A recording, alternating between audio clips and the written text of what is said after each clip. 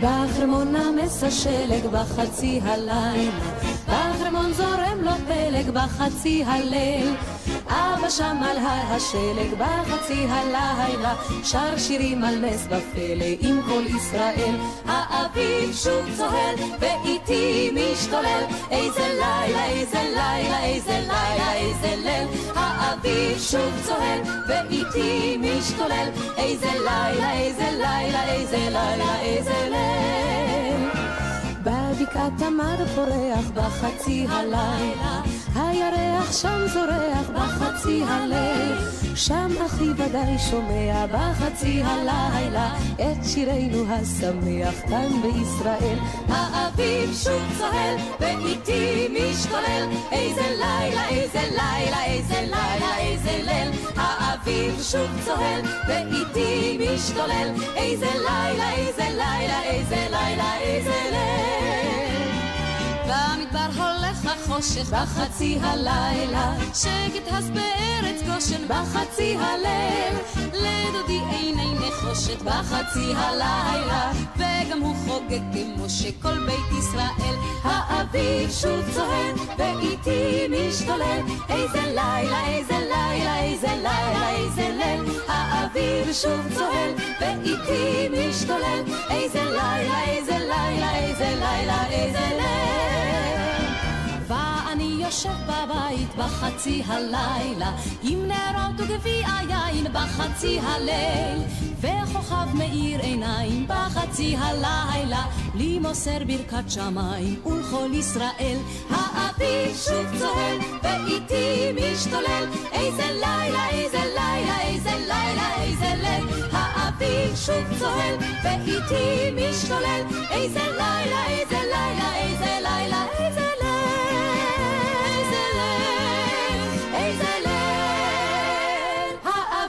שוב צוהל.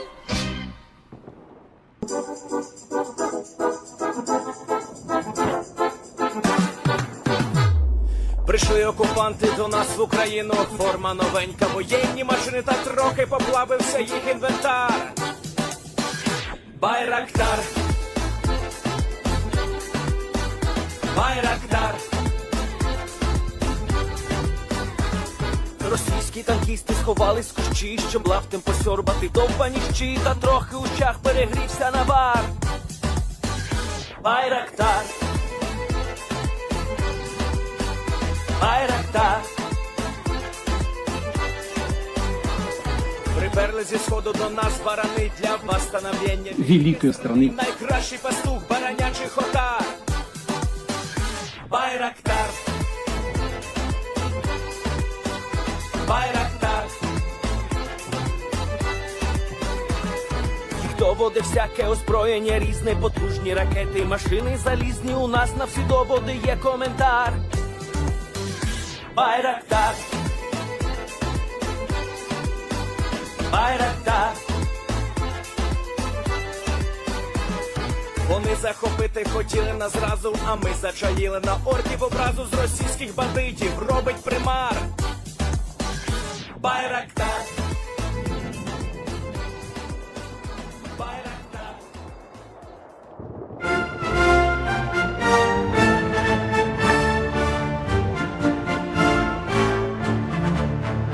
From beginning school to futures untold, the white and gold live forever unfurled.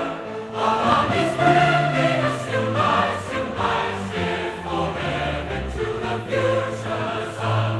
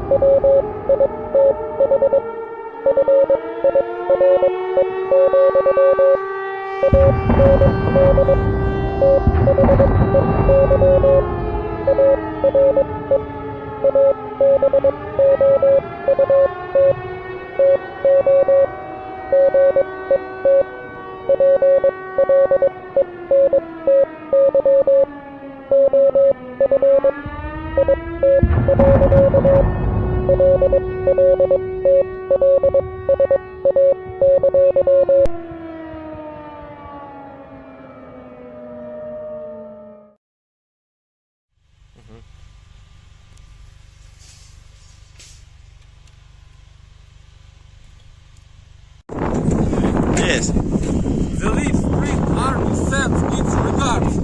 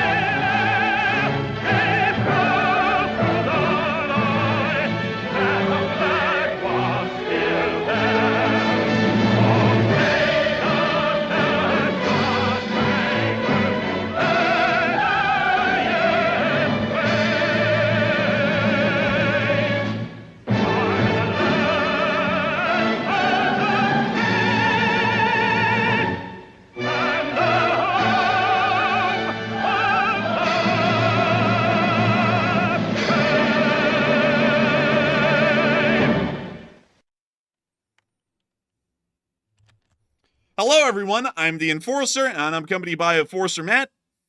And it's Enforcer Matt, and welcome back to day 993 in the news, and it's good to see you all once again. And today, Russia's decided to launch a massive blitz in Kursk, and they're getting destroyed literally very badly. And also, the Iranian Proxies decided to attack a U.S. Navy ship, which is not going to end well for them. And it's good to see you all once again. And of course, we're going to be covering the past 48 hours of news from around the world, as we've been able to get breaking news today from just about every single area that there is. And of course, the most concerning and interesting news of the day comes from the area of the Western Arabian Sea, as we were able to hear that the Yemeni Houthis, according to their own statements and corroborated by the press just hours later, have attacked a U.S. carrier strike group in the area of the Western Arabian Sea. From what we understand, the Yemeni Houthis fired off a series of anti-ship missiles from shore batteries near to the area of southwestern Yemen, with the missiles traveling on their way into the area of the Western Arabian Sea.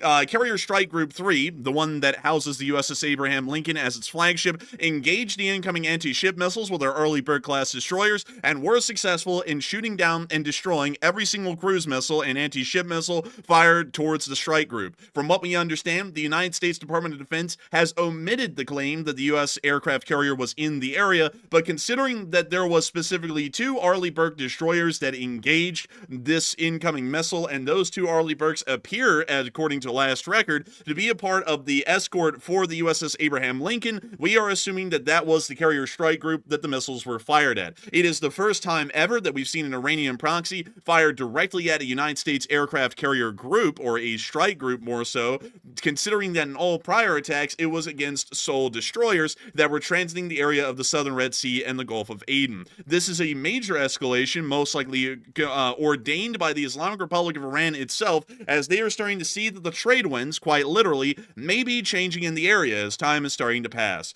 Meanwhile, I within thought the they were supposed to be calming down as well. I didn't know they were supposed to be getting more active over there and start launching missiles at our vessels. It seems like they would want to calm down instead of go crazy. You would think that they would, and it doesn't really look like they're wanting to calm down that much, to be entirely honest. In fact, seems as though our little Ayatollah fella up there in Iran is actually telling everyone to pretty much go all in at this point, as much as they can, and it does not look like it'll be ending well for them, but we'll be getting to that here in a second. Nevertheless, in the area of southern Beirut, inside of Dahiya, which is one of their suburbs near to the Beirut International Airport, we were able to hear that the Israeli Air Forces have continued their bombardments of the area of southern Beirut, destroying key nucleus of the Hezbollah command forces as well as the IRGC and their abilities to command and operate their forces within southern Lebanon, which are still attempting to engage and destroy Israeli defense forces wherever they are inside of the country. We are understanding that the Israelis pretty much have the upper hand at this point, but nevertheless the Israelis are still wanting to ensure that crippling blows are dealt on a nearly daily basis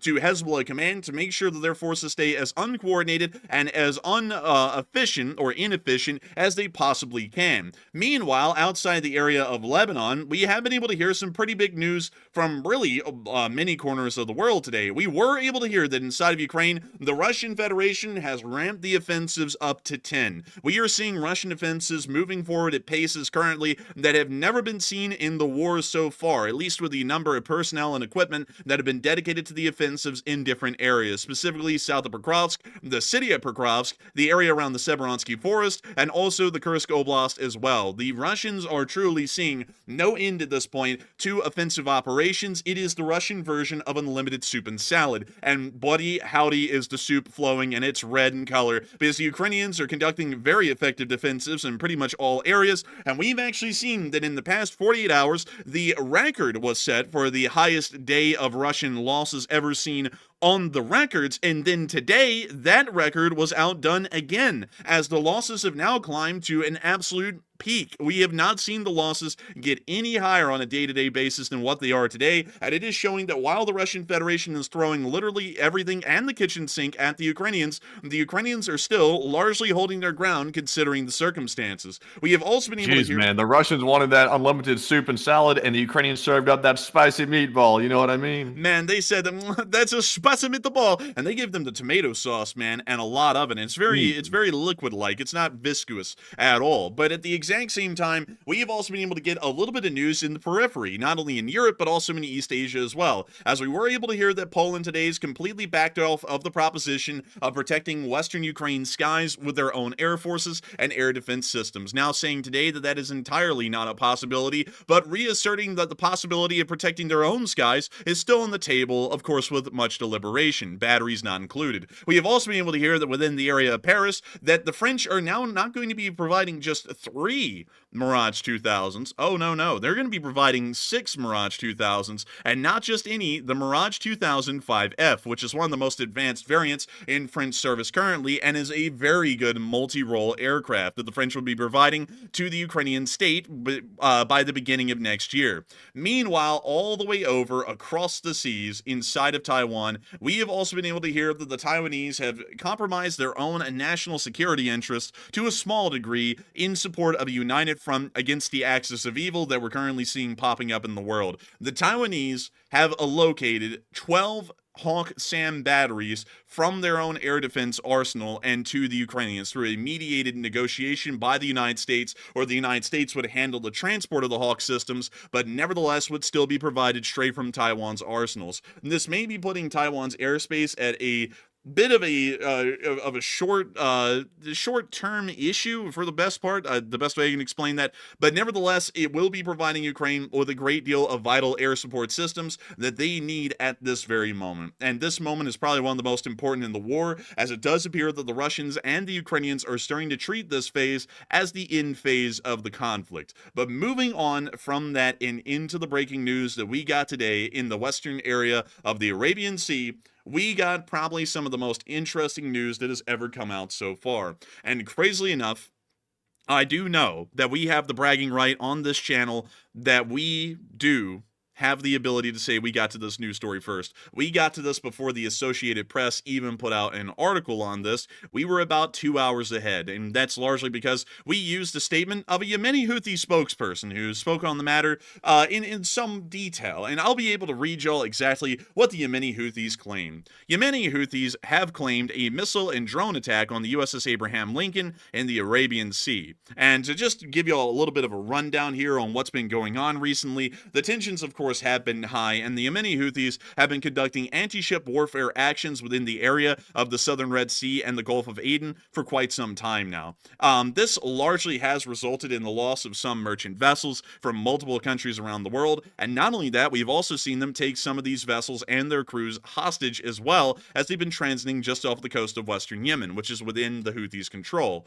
The United States Navy has been in the area conducting freedom of waters, freedom of navigation missions more so, making sure to stop the Yemeni Houthis from conducting any more attacks on merchant shipping in the area, or at least curtailing them as much as possible by deploying naval assets into the region. Not only that, but with the rising tensions in between Iran and Israel directly as the actual crux of this entire proxy conflict that the Houthis are a part of, the United States has constantly kept an aircraft carrier strike group within the area at all times. We did see that a while ago it was the USS Teddy Roosevelt, before that it was the USS Dwight D. Eisenhower, and currently the aircraft carrier strike group that is in the area is the USS Abraham Lincoln's carrier strike group, which is also known as Carrier Strike Group 3. Carrier Strike Group 3 is a fairly interesting one. It's a bit more of a lean carrier strike group, if one could be called that. It is only the USS Abraham Lincoln and 3, or in some instances, 4 Arleigh Burke-class destroyers conducting its screen, pretty much giving the aircraft carrier itself an air defense periphery, which it can pretty much operate from the safety of inside of that bubble for the large part. The USS Abraham Lincoln has been somewhere in the Western Arabian Sea for quite some time, largely trying to position itself to where its aircraft can react to really any situation that's starting to arise, whether it be from the Iranians or from the Houthis themselves. From what we understand at the moment, and I do want to make sure that we say at the moment, because a lot of the details have not been published by the Houthis or the Department of Defense either, because we were able to hear the story was corroborated later by the Department of Defense. The Houthis fired off a series of anti-ship missiles from shore-based batteries inside of Yemen towards the carrier strike group. Generally, that is not that big of a concern, and that's mostly because the U.S. carrier groups have a large area of security that they pool, making sure that vessels are pretty much cleared from the area entirely, and also scanning for any aerial threats pretty much 24/7. Once the the anti-ship missiles were spotted flying over the horizon and towards the carrier group, the Arleigh Burke-class destroyers immediately responded by firing off their surface-to-air missiles, which, while being able to intercept aircraft, are also equally as capable of intercepting enemy incoming anti-ship missiles. That's generally their main purpose, actually, is to intercept missiles and not necessarily aircraft. Every single anti-ship missile that was fired at the carrier strike group was shot down before they even made it close to the carrier strike group, of course, thanks to the Arleigh Burke-class's amazing air defense systems. Some people are wondering, what did that probably look like? It didn't really look as amazing and interesting as people would think. A lot of people are probably thinking that the Sea Whiz on board was firing at the incoming missiles. The reality is that these missiles, from what we would assume, probably were shot down around 50 miles away from the carrier strike group, which sounds like an incredibly long distance, but the maximum engagement range of the Arleigh Burke's surface-to-air missiles is somewhere around 80 miles. But from the time that they detected the missile to the time that they were within range ready to fire, the missile made it another most likely 20 to 30 miles before it was shot down by the onboard surface-to-air missiles. Nevertheless, while the missiles were all shot down, this is the first time that we have ever been able to see that the Yemeni Houthis, most likely by the blessing of the Iranian government, have directly fired at a U.S. aircraft carrier strike group. This is a major... And finally a real attack, too, because, the Houthis claim all the time they've shot down, like, this drone or that drone of the United States military equipment, and it's always false every single time. They lie like dogs when it comes to what they're shooting at. And now this time it's actually a real one, and they got shot down pretty quick. And it did. It got shot down incredibly quick. And not only that, after we got the statement earlier today, which we covered, we were then able to hear from the Associated Press on their website that they did launch drones and missiles at US warships near the Red Sea, but did not conduct any damage. The article in the Department of Defense has gone on to explain that they were fairly certain that the aircraft carrier was not in danger whatsoever and practically may as well have not been in the area. We are largely believing that that's to try and conceal the exact location of the USS Abraham Lincoln at this time, as usually aircraft carrier task forces or strike groups that are underway generally have their locations disclosed, and the Department of Defense does not make any direct comments giving any idea of exactly where the aircraft carrier is once it's underway. Still, at the same time, though, we would assume that considering that 2 Arleigh Burkes engaged the incoming anti-ship missiles, that this was most likely the screen of the USS Abraham Lincoln strike group, and not only that, the Yemeni Houthis sounded fairly certain that this was the strike group. They probably were able to confirm that before firing the missiles, considering that to be able to fire these missiles, you have to generally understand where the enemy strike group would be, at least somewhere out at sea to be able to fire them in their general direction. So going off of that, we are assuming that the Houthis were most likely correct in that this was fired at the carrier strike group. This is still one of the biggest escalations that we've ever seen so far by Iranian proxies against the United States. I do have to remind everyone that so far, every single attack that's ever been conducted against a US warship in the area has only been in a very limited scale, usually not using anti-ship missiles. We've only seen this one time before, and it was 2 anti-ship missiles that were shot down under similar circumstances, but every other time, the Houthis would usually attack a US Arleigh Burke class destroyer that was pretty much on its own conducting freedom of navigation operations within the southern Red Sea with drones, not missiles. The use of anti-ship missiles is trying to invoke a more serious reaction to the Houthis, pretty much as a group. We don't really know why the Iranians would give the Houthis a blessing to be able to do something like this. We're not really sure if they're wanting to pull attention from the US military away from the Islamic Republic of Iran and towards the southern area of the Arabian Peninsula. It doesn't really matter because the United States has the ability to strike anywhere in the Middle East within most likely just a few mere hours, so I don't really know what the actual strategy or the purpose of that would be, but nevertheless, it is attempting to provoke a major diplomatic incident in between the United States, the Yemeni Houthis, and most likely the Islamic Republic of Iran as well. Another possible hypothetical that we have looked at is that the Islamic Republic of Iran may be trying to escalate the situation to involve the United States to where another major power might move into the region and back the Islamic Republic of Iran so that way they don't get a curb stomping like many people are starting to think they might here in the near future. The Iranians do have 2 possible candidates that could come to their aid if they were able to escalate this enough that the United States got directly involved, and that would be the Russian Federation and China.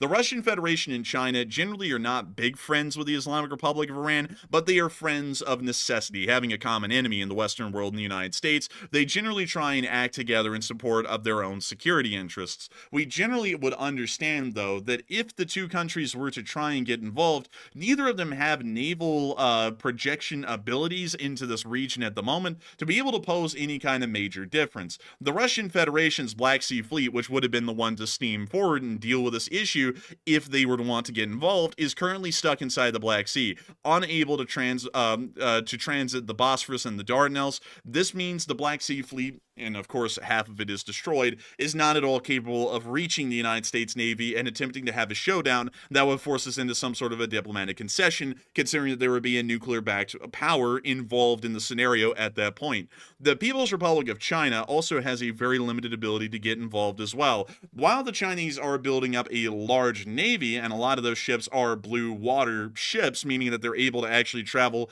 the world's oceans and not just the coastal waters around China, the Chinese Navy is not greatly experienced in blue water operations, and they've generally been trying to gain their sea legs, if we can call it that, but still that's a fairly slow process and requires a lot of training and trial by error. We did see a while ago that 4 PLAN warships did arrive somewhere around the area of the northern Arabian Sea near to Iran, but since then we've never really seen any larger or similar size PLAN naval operations within this area. The Chinese also have a small base within Djibouti, but it's literally right next door to a US naval base, and so that generally wouldn't be that good of an idea to have an armed standoff with the US Navy at sea, considering that both of their bases are literally right next door to each other, literally just blocks away. So from what we understand, the Chinese and the Russians would not be in a position to get heavily involved in a meaningful way that would be able to force a diplomatic standoff, which is a fairly good situation for us to be in, because this means that we can generally try and do whatever we want as long as the Chinese and the Russians do not find a way to get directly involved and create some sort of a standoff. So we'll be trying to wait and see what is happening with that. But nevertheless, a lot of people have been talking about what has happened today with the carrier strike group, as the Iranian-backed Houthis did fire several anti-ship missiles at U.S. naval vessels today, including the USS Abraham Lincoln somewhere in the Western Arabian Sea. A lot of people are wondering, why are they doing this? This has never been done before. I have to remind everyone of that. This is the first time that we have ever seen this in the history of the rising tension since October 7th of 2023 so far, and so we have absolutely no reason to believe that there is a sort of like a reasonable explanation for why they would escalate like this rapidly. There has to be something else that's coming around the bend that they're starting to try and forecast in their planning, and for this reason they're trying to kick things off when they still think they may have an advantageous position to do it from. And so, Matthew, what are people thinking about this, and what are you thinking about it as well? All right, so it looks like, according to this question right here, about 64% of the audience said they know a change is coming, and that's why they're suddenly getting so aggressive with the USA, while 22% said they simply want revenge for Iran for past actions, and 7% said it seemed somewhat random. And on this one, I will say, the majority appear to say that a change is coming. I would agree that foreign policy is going to probably change in the next couple of months, and that is indeed true. But however, in my opinion, that really doesn't answer the question, because it is, the big question here is, why are they suddenly deciding to get aggressive? And even if a change is coming, why would they suddenly start like firing on naval vessels? Because I presume that when foreign policy finally does change in a couple of months, this will be revisited, and they will probably pay a big price for doing this right here. So once again, I don't think they're suddenly going to stop attacking these vessels once the foreign policy finally does change. I think it will continue. And honestly, I'd be with 7%. It seems kind of random, like it's like sort of random why the Houthis decided to suddenly fire at a U.S. naval vessel this close to it. And of course it was shot down, but nonetheless, it doesn't negate the fact that a missile was fired in the vicinity of a U.S. naval vessel. So I would say that I'm with the 7%. But Enforcer, what say you? I would have to say that I'm generally with the 64% that they probably know that a change is coming somewhere around the bend that would make them want to try and escalate the situation now to see if they could get something more permanent that could last them at least a little while. We are generally understanding that the incoming U.S. presidency is not at all a big fan of the Islamic Republic of Iran or their actions within the Middle East, and we're also seeing that the current administration isn't either, but we're starting to see that there may be some different sorts of reactions that may be coming around the pipe, and some would believe that they're going to be a lot more hostile, at least with what's going on in the Middle East. Now, I do have to say that we have been able to hear that a new Secretary of Defense has been picked today. We don't really know anything about the guy because he's a commentator kind of like us, so we actually don't really have a lot of his positions or takes on anything, to be entirely honest with you all. But one thing that we do have on the guy is that in 2020, he actually encouraged that the United States just starts bombing Iran. So we generally have an idea that the guy is very hostile to the Islamic Republic of Iran. And so for that reason, he is largely in support of Western interests inside the Middle East currently. Although we don't know his position on Taiwan or Ukraine at the moment at all. Like, we have no clue. But beyond that, we are getting an idea that the United States government may be pushing forward U.S. interests in this area a lot more fervently than they have in the past. Now, we don't really know if they'll be able to do that or not here in the near future, but still, we are going to be waiting to see what's going to be happening. The Iranians may also be getting a little bit anxious about what may be happening in the future in regards of U.S. support to Israel, and so for this reason, they're trying to force a diplomatic incident before the change in leadership can actually happen in the United States, and the stance towards the Islamic Republic of Iran goes from being unfriendly to possibly even hostile. We don't really know for sure, though, and we are going to have to wait and see what's going to be happening with this as time goes by, but nevertheless, it is a very bizarre incident, and that's really the only explanation that I could come up with today in a hypothetical that makes a little bit of sense as to why the Houthis would do this towards the U.S. carrier strike group in the area. But moving on from that and out of the Western Arabian Sea, we are now going to be moving on up into the area of southern Lebanon, specifically inside of southern Beirut, within the Dahia suburbs near the Beirut Rafik Hariri International Airport. That's a funny name, Hariri. But nevertheless, we were able to see that airstrikes were still being conducted within the southern area of Beirut, near to Dahia. And we were able to see that right here. In a second, you'll see the smoke rising from the horizon. And there it is right there. Oh man, this is breaking the point. You would think that Hezbollah would probably go underground if they knew any better. Oh, they are underground. That's why the Israelis are dropping these. You see, these are actually punching through the ground and blowing up in the subterranean levels under the city, so they're destroying the bunkers that Hezbollah is operating out of at the moment, which is a very interesting kind of strategy, both by Hezbollah and by the Israelis. It doesn't really look like it's doing Hezbollah that well, and we were able to see one of the explosions from another clip right here.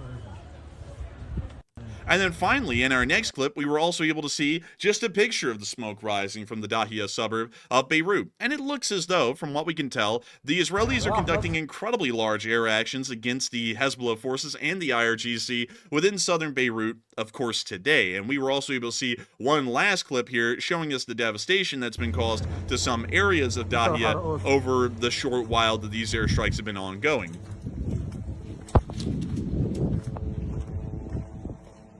Jeez, man, they leveled the place. Just debris everywhere. Yeah, they really have. And from what we can tell and understand about this, the Israelis have a fairly concerted strategy that they're attempting to target and destroy Hezbollah and Islamic Revolutionary Guard Corps bunkers throughout the area of the southern parts of Beirut. Generally, from what we understand, pretty much all Hezbollah command operations and control of Hezbollah forces in southern Lebanon are done from this specific suburb of Beirut. And for this reason, it has gotten a giant red bullseye put on it by the Israeli Air Force as they continue to hammer any areas that, according to their intelligence, have some sort of Hezbollah operations being conducted from them. Luckily, the Israelis did give an evacuation notice around a week and a half ago, and pretty much all civilians in this area of Beirut have already fled and traveled to either different areas of the city or different areas of Lebanon entirely. This pretty much gives the Israelis a blank check to be able to drop ordnance wherever they want inside of Dahia without causing a great deal or really any civilian casualties for the most part.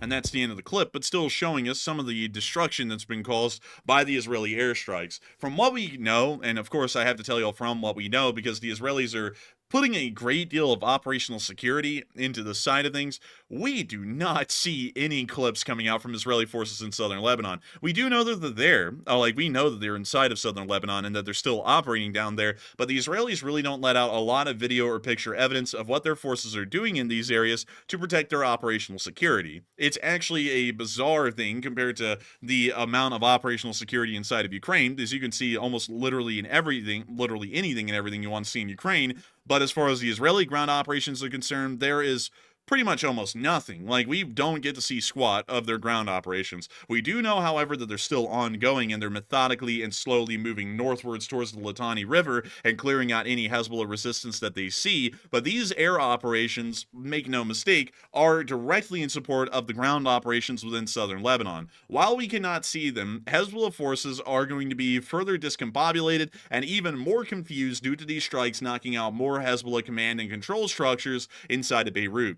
This means that any Hezbollah resistance seen in the south is still going to be thrown off kilter, as commanders are not going to be getting a clear message of what's going on to a echelon higher up in the chain of command, and they're also not going to be getting a clear image of what their actions should look like from that higher echelon of the chain of command, considering it's literally getting obliterated just about every 24 hours. With this in mind, it's giving the Israelis a lot easier of a time conducting their ground operations within southern Lebanon, and certainly making sure that they will be able to press home their offensive without Hezbollah being too coordinated to be able to make any sort of reasonable dent in the Israeli Defense Forces, their manpower, or their equipment that is available within the area at the moment. Moving on from that and outside of Beirut, we were also able to hear of something else that was very interesting today as well, as far as the situation is going around the world. We have been, of course, eyeballing who is going to be the Secretary of State and also who is going to be the Secretary of Defense, because the people who are going to be chosen for those positions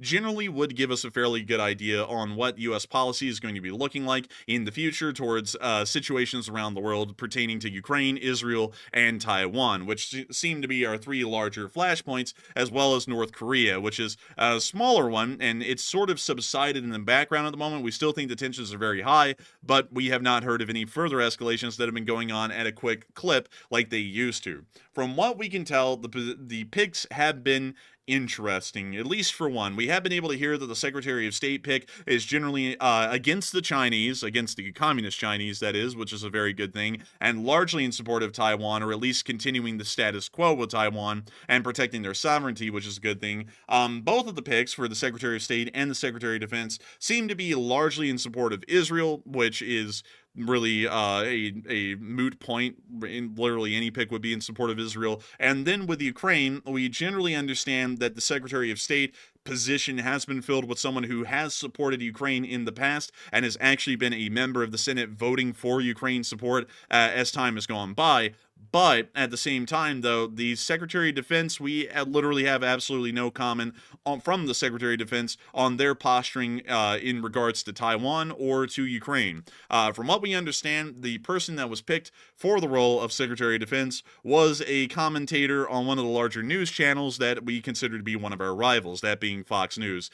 We have no idea the guy's positions on literally anything, and we are going to be waiting to see what that turns into, because nobody saw that one coming. I don't think that was not even on the list. But still, we are going to be trying to eyeball this out. We're going to remain optimistic on the channel and hope that this person is in support of Western interests around the globe, inside of Ukraine, Israel, and Taiwan, although that is yet to be seen for good or for bad. But moving on from that, well, I will say the one thing that is a common thread here, one thing that we can pretty much count on this at this point, is all the current appointments are definitely pro-Israel, like without a doubt. Like in the Middle East, there's going to be a lot of support for Israel, as well as more aid and things like that, with political support going to the Israeli government. That is a certainty at this point. And also, another thing that's a certainty is Iran is going to be facing a much stronger pressure, along with the Iranian-backed proxies as well. So we don't know much, like the enforcer was saying, about the Ukraine positions or the Taiwan positions, but we do know the Middle East is probably going to be a hotbed with these new appointments. At least we know a little bit of something. And hopefully we will find out a little bit of something here in the future. Also, Matthew, I saw someone say, Fox News doesn't even know who y'all are. Believe me, they do, because we beat them in the live stream numbers pretty much every week, along with CNN. So they know who we are. Like, if they didn't know who we are at this point, they know now. Like, they know without CNN question. knows who we are. They follow us on Twitter.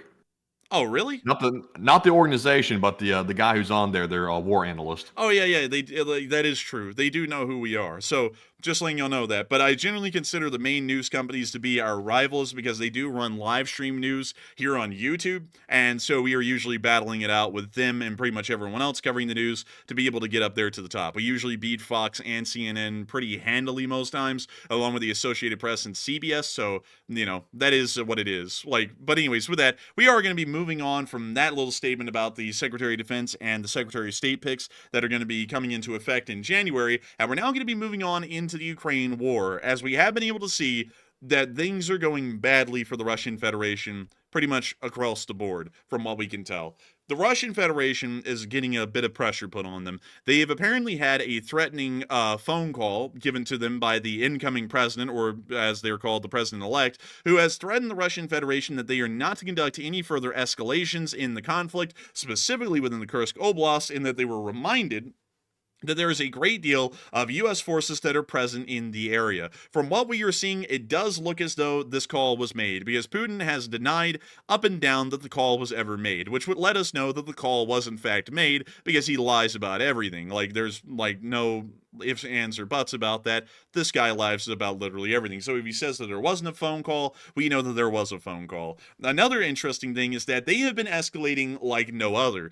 Apparently that phone call and the threat that was given on the phone call was taken as a challenge, as we are seeing that the Russian Federation is literally putting every single bit of personnel and equipment that they have to spare on the front lines, probably until the beginning of next year, when they believe that the war will most likely start to enter some sort of an end phase, or real peace negotiations may begin. In the meantime, however, the Russians are trying to see if they can gain as much ground as possible by pushing the Ukrainians out of Kursk, and also trying to claim the entirety of the Donetsk Oblast before these peace negotiations begin, so that way, in their minds, they will be in a great position to negotiate. that does not look like it's going to be happening. The Russians have lost record numbers of troops over the past 48 hours for both days. Yesterday was a record high number day in the loss count, and today was even larger. And then we will actually be moving y'all into the Kursk Oblast to show y'all one of the bulwarks of their offensive efforts at the moment, and it's going about as badly as we've ever seen. So moving on into the Kursk Oblast, we have seen that the Akhmat unit has been put back onto the front lines, and they're being told to get in there and give the Ukrainians hell. But this is what the Akhmat's doing in the meantime. Oh, damn. Oh, buddy.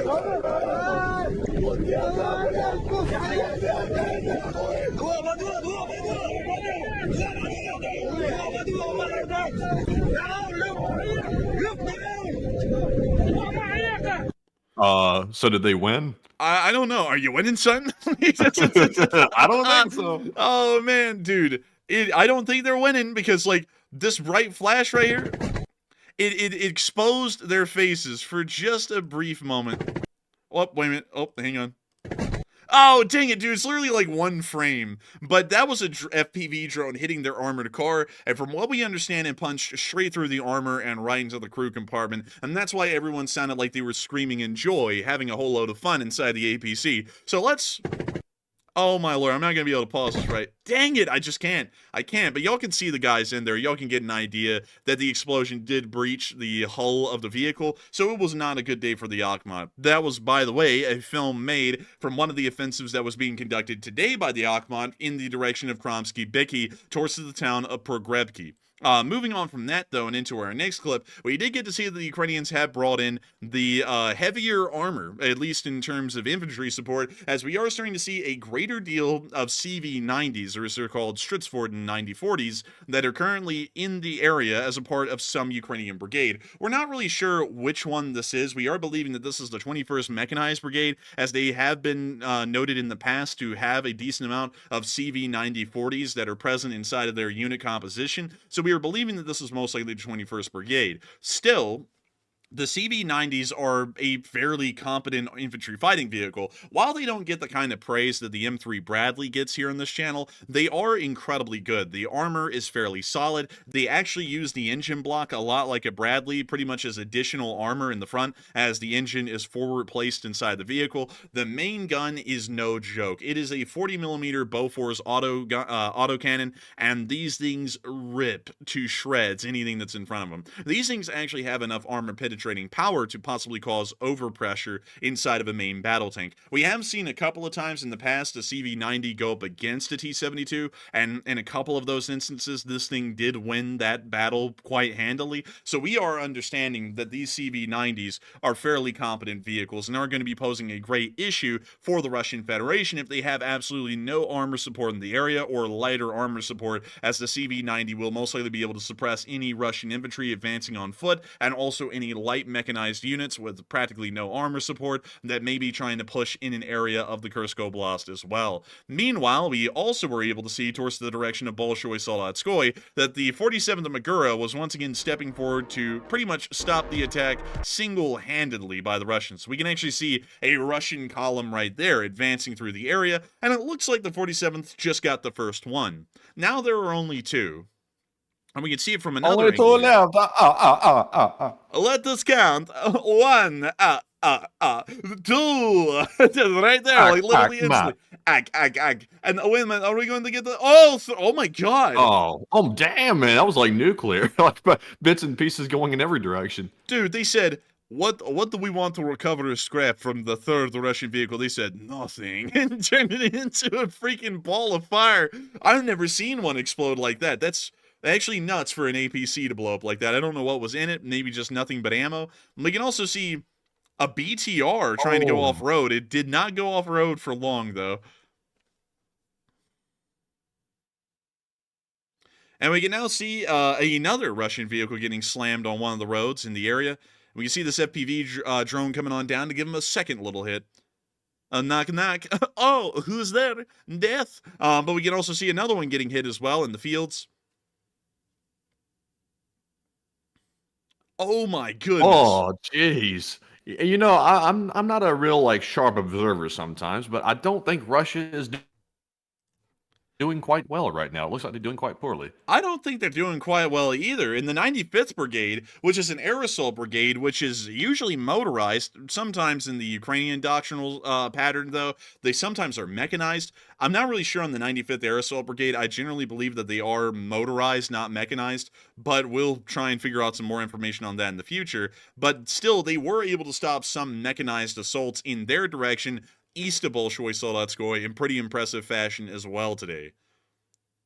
And that one knocked out immediately. This one also, by the way, it was re-diverted from the Vovchansk front. You can see by the offensive markings on the vehicle. We can now see two other Russian vehicles attempting to make the charge. And they're about to be charged their lives. Pretty expensive. The first one, knocked out. Here comes the second. Actually, it looks like the armored car behind them might be putting it in reverse. Actually, we didn't get to see it, but we can now see another armored car literally being blown into shreds and catching on fire instantly. Don't know what hit that one, but it was some stronger stuff, stronger than a Russian vodka. And literally turned into a Looney Tunes version of a destroyed car, like instantly. Like, I've never seen one do that. Pretty heavy ordnance, whatever they hit it with. And we can see a couple of Russians running for the hills. Actually, a lot of them. Oh my goodness. Oh, crap, and they got hit on the way out. Oh my god, dude, they got double tapped. Like, dude, that's freaking horrendous. But then we got to see another burning Russian vehicle. It looks like they're sitting in a second drone just to make sure it's doubly destroyed, and that's the end of the clip. But of course, as y'all Also, I see Leora Avagile saying down here in the live chat, I think Russian morale is super low. I think it is super low. Like, based on this right here, I would say that they're being thrown in at a rate we have never seen in a long time because Putin is trying to scramble for more land, like, very quickly, and the Russian morale is at a new time low. I saw an article yesterday saying that the average Russian soldier only lasts about 3 weeks on the front lines, according to the current rate of deployment, which is insanely low. Like, they only survive for 3 weeks out there, and I would imagine their morale is not good. And also, speaking of which, it's probably a good time for us to get into the location unknowns really quickly. We're going to be skipping over the Hedgehog for just a second. We're going to cover that one last. But considering that Matthew brought up a good point, that your average Russian infantryman only survives about 3 weeks inside of Ukraine at this point, it's time for us to get into something that is shocking. Many people were saying, wow, the losses are getting high, and the end phase of the war, this was actually astutely observed by Walter A. Lakota, the OG Ellison bosun here on the channel, but Walter A. Lakota said, I believe that the end phase of the war is going to be the deadliest. And I completely agreed, because historically the trend is that whenever it looks like the end of a war is coming around the corner, the casualties actually skyrocket. They don't decline, they actually rise in number until they pretty much become untenable, or you can't really keep getting these kinds of losses in more simple English that I can understand, and then finally the war ends, somewhere around that point.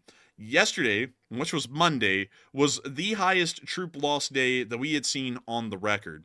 Now, I don't want y'all to get too freaked out about that because it's going to be beaten by the next day. Well, actually, oh crap. Dang. No, dang it, dude. That was actually today. Let me go and get the Monday losses. There we go. Here's the Monday losses. Jeez, man, 1770. Like I was about to say, the other one was almost 2,000. This is crazy, and this is being sustained. Like it's going up. Like the one you just showed was the most recent one. It's crazy. This keeps going up. Like the person said over there in the comments, these numbers are actually staggering. Like how high this is getting. And it is. And Monday was the highest troop loss day since May 13th of this year. The 119 supply trucks lost was the 4th highest day, and the 16 Bobcat skid steers were tied with other dates as the 10th highest amount of losses in the special equipment category. But Monday's losses were high as they were, with 1,770 Russian troops killed or wounded in the frontline fighting, along with the North Koreans that are also in Kursk as well.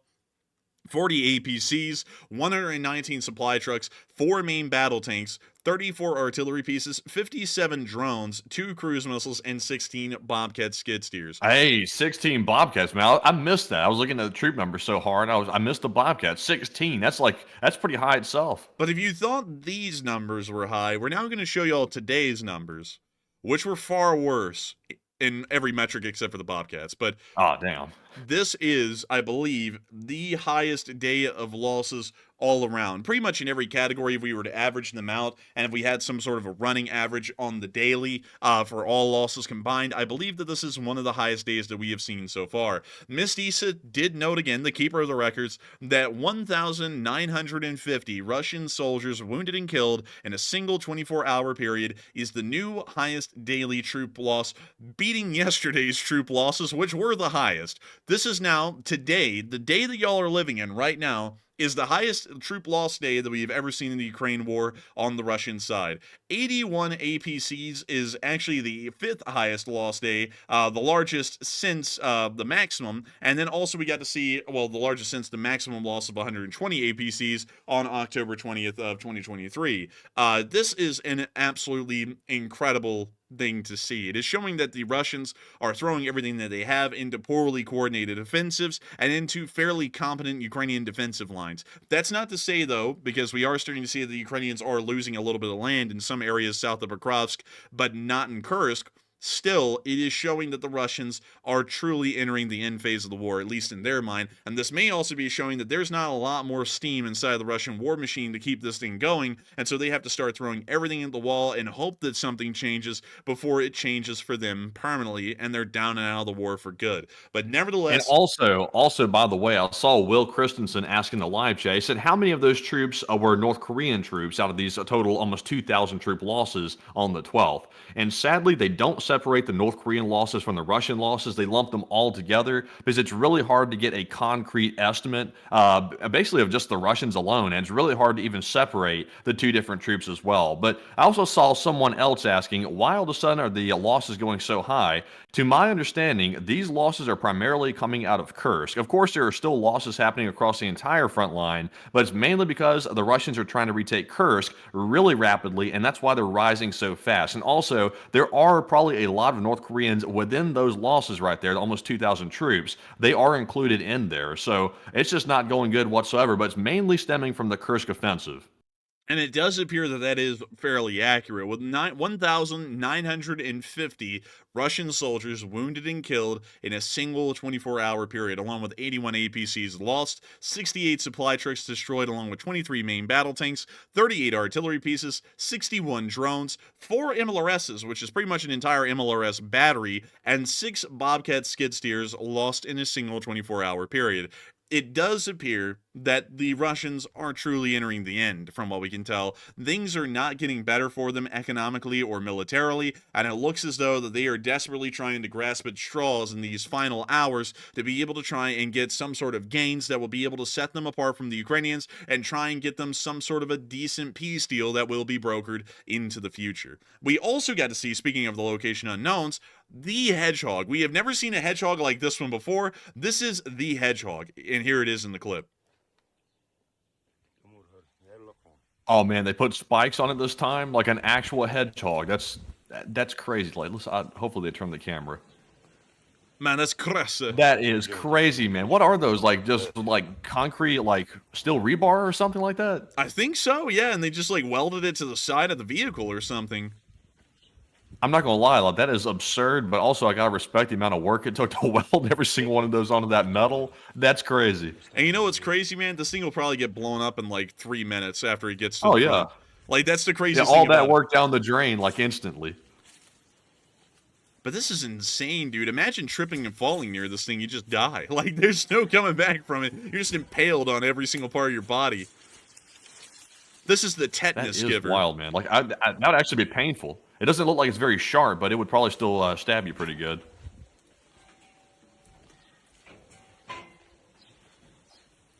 It's just crazy to see the kind of crap that they're coming up with these days to try and get by on the front lines. And none of it ever works. I mean, they may as well be as good off as just doing nothing compared to this kind of stuff because it just never does them any good.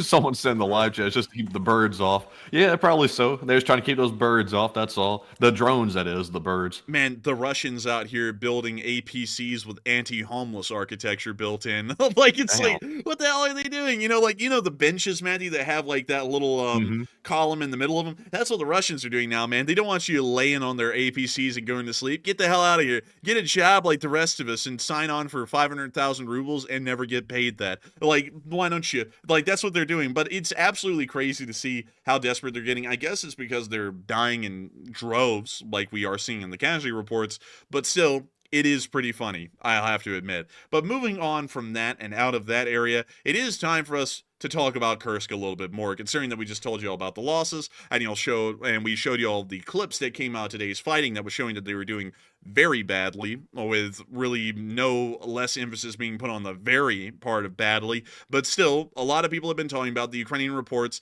about the heavy fighting in Kursk as Russia is scrambling to retake the territory before January. And a lot of people are asked the question, will the Russians ever have a chance of succeeding at this, or will they succeed at all? And a lot of people seem to believe that there is no hope in the Russians being able to retake this territory by the time of January, or at least the latter part of January. We also see that a decent amount of people also think that the Russians will retake most of Kursk, and some people believe that they'll only take some, but not enough to actually be able to put a dent into the Ukrainian holdings and make a real difference for peace negotiations. Lots of people are putting in their inputs on this, and it is a question for the ages for the large part, because this is really what the Russians are going for at this point, is trying to retake Kursk. That is the number one priority from what we can assess from the Russian Ministry of Defense at the moment. And Matthew, what are people thinking about this, and what are you thinking about it as well? Do they even have a chance, in your opinion, or do they not? All right, so it looks like 46% of the audience said no, Russia will fail to retake Kursk in any capacity, while 27% said they will only take some of Kursk, and 17% said yes, Russia will probably retake most of the Kursk region.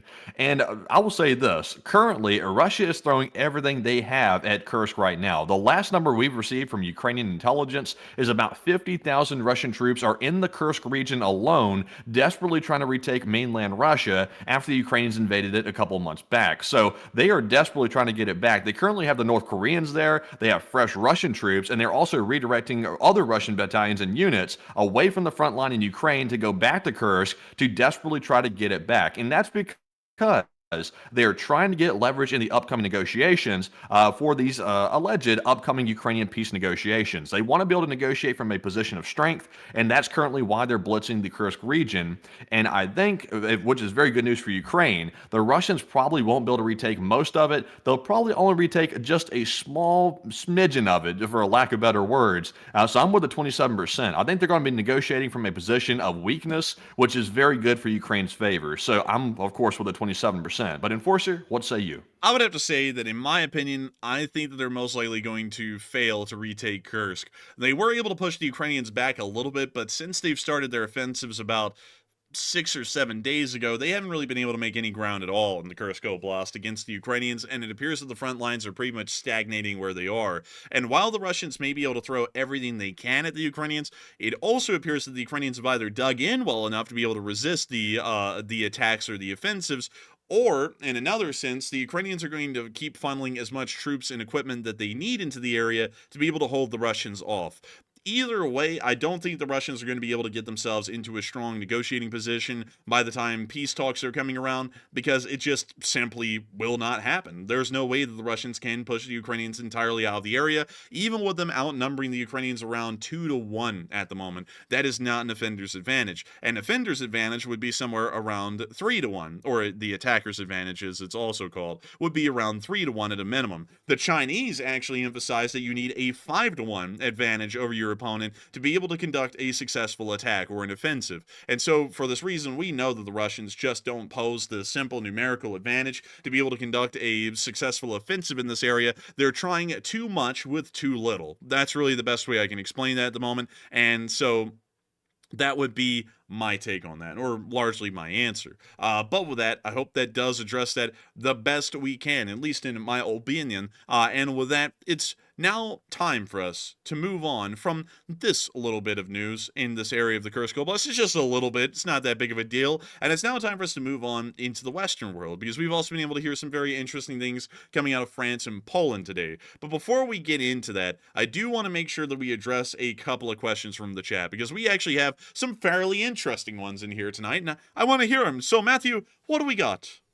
All right, so our first super chat question of the night is going to go to a channel legend. It's Leora Abigail, who puts in a very generous $50 donation. And thank you very much, Leora, as always, for supporting the channel and supporting our work, because it's, of course, you, the viewers, including Leora, that makes it all possible, and we appreciate it. And Leora says, we told them not to touch our boats. And I guess it's going to be Operation Praying Mantis 2.0, entering the FAFO, LMAFO. And I hope that we get creative this time, LOL. And I thank you so much for the support, Leora Abigail, actually. And I also have to agree with you that I do believe it's going to be Operation Praying Mantis 2.0 coming around the corner sometime soon. I would hope that it is, at least, because these kinds of provocative and dangerous actions towards U.S. armed forces is a spit in this nation's face, for the large part, in my opinion. I find it absolutely crazy that this stuff doesn't make headlines here in this country, and that's something that I just get aggravated about. Like,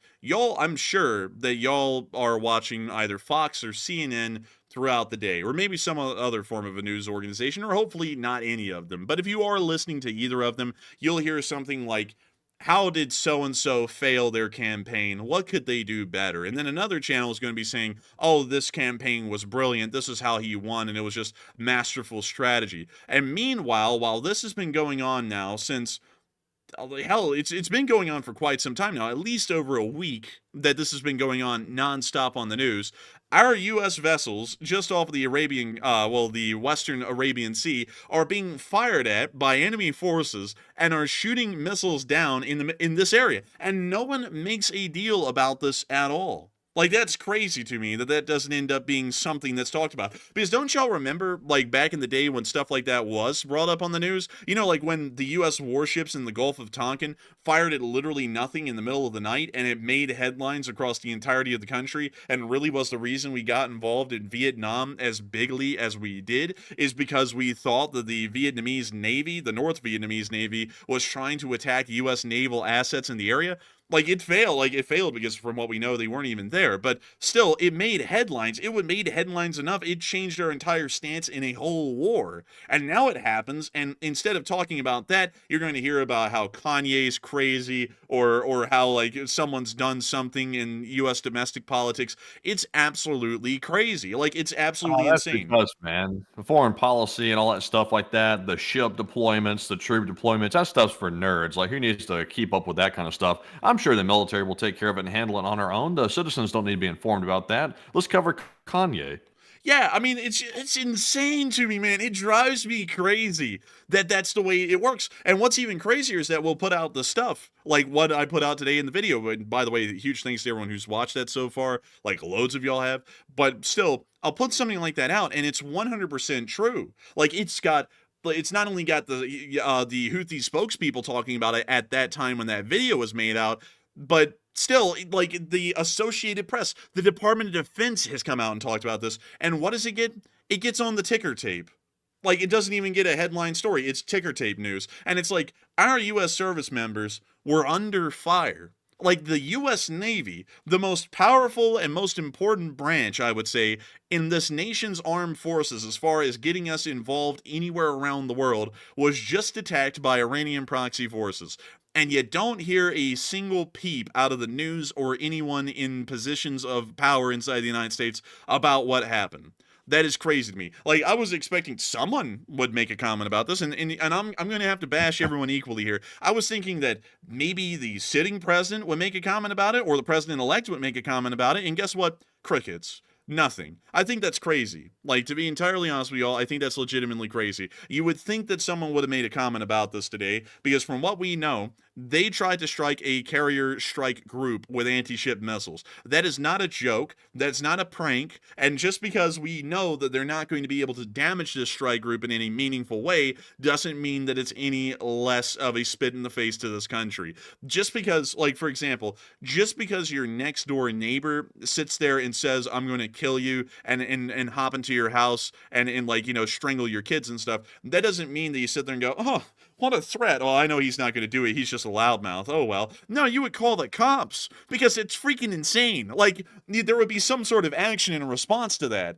And I don't know what it is these days with people going, oh, well, you know, they shot at us and they didn't do any harm, so I guess it's just no big deal. It's like, you know, like if you went into a mall, like tomorrow, right, and someone just whipped out a gun and just started shooting wildly throughout the mall and they didn't hit anyone, I'm sure the cops are going to not show up and go, well, he didn't hit anyone, so no harm done, right? Like, just everyone get back to doing what you're doing. No, they're going to arrest the guy because there's got to be some kind of action to this crap. And not only that, people have got to know what's going on. Like, it's crazy to me. It's absolutely insane. Also, Strobeck said, are you calling the chat nerds? No, I'm making the point of this, folks. The mainstream media has gotten to where they don't tell anybody about anything. They're not doing their job in properly reporting what's going on around the world. And foreign policy is one of those things that should be reported on quite heavily, because that can directly lead to military deployments, meaning sons and daughters in the United States military are going to be sent overseas to go fight. And that's also where a bunch of our tax money is going as well. So it's very privy, or it should be very privy to every U.S. citizen to be informed by the news media of what's going on overseas. It's not for nerds. It should be something that everybody in the U.S. is concerned with. And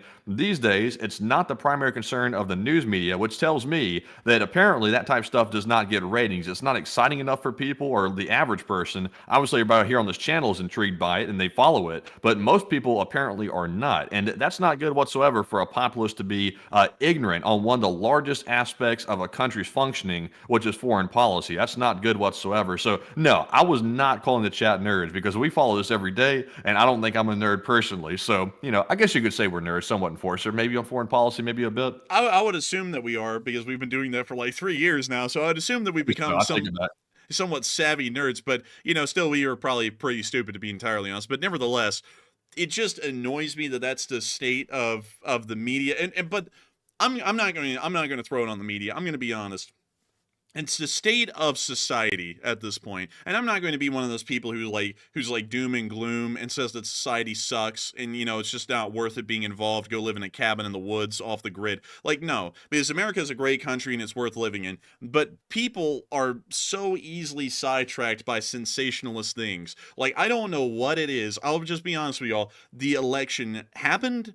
And it went. And the results were the results. I don't think it's worth mulling over or combing over a lot. That's for all the eggheads in the different political parties for them to run their next election in 4 years. Nothing that should be eating up the public's mind for a week and a half or 2 weeks at this point, to where literally just talking about something that happened 2 weeks ago now is taking priority over literally everything else. That makes no sense to me. I've seen every single, and I'm not kidding, practically every single channel that's in our topic, in our sphere, is still covering American politics, domestic politics. That is ridiculous to me. There are bigger things going on out there in the world right now than what happened a week and a half ago. That's cemented in stone now, and no matter how much people talk about it, that is what it is. We're getting a new president. That's the specific person.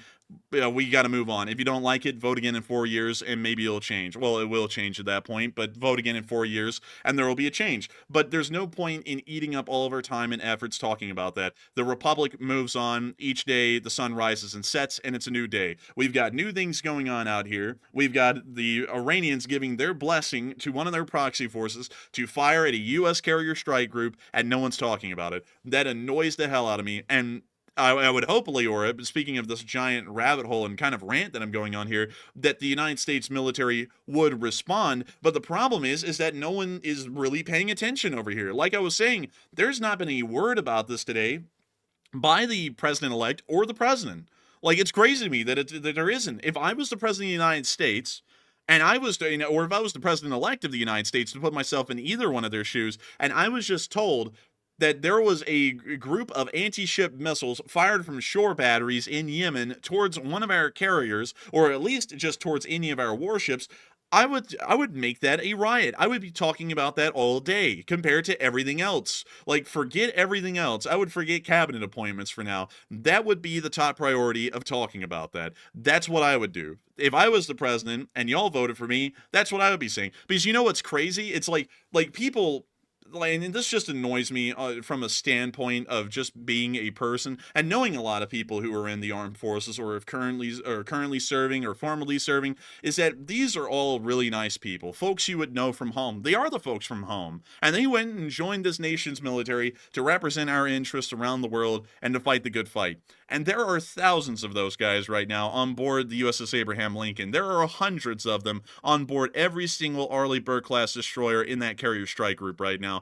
And those thousands of Americans out there at sea, thousands of miles away from home, thousands of miles away from even being able to talk to anyone in their family, are being shot at by this nation's enemies. And there is not a single word said at home of care or attention to those thousands of sailors that came under attack today. That is one of the most annoying and outrageous things to me, that this nation sits here on its high horse and talks about how much they love the service members, and then when our service members are under fire in an area of the world right now, far away from home, literally on the other side of the planet, there's not a single mention about it except for the ticker tapes. That annoys the hell out of me. Like, I feel like that is really a general failing of really everyone that's involved in the government at this point. And I would say that that is annoying to me. I would hope though that they would be competent enough to give a response to what happened today, either to conduct major airstrikes on the Houthis and once again start knocking out their shore batteries or something along those lines, because there has to be some kind of a response to a direct provocation by the United States.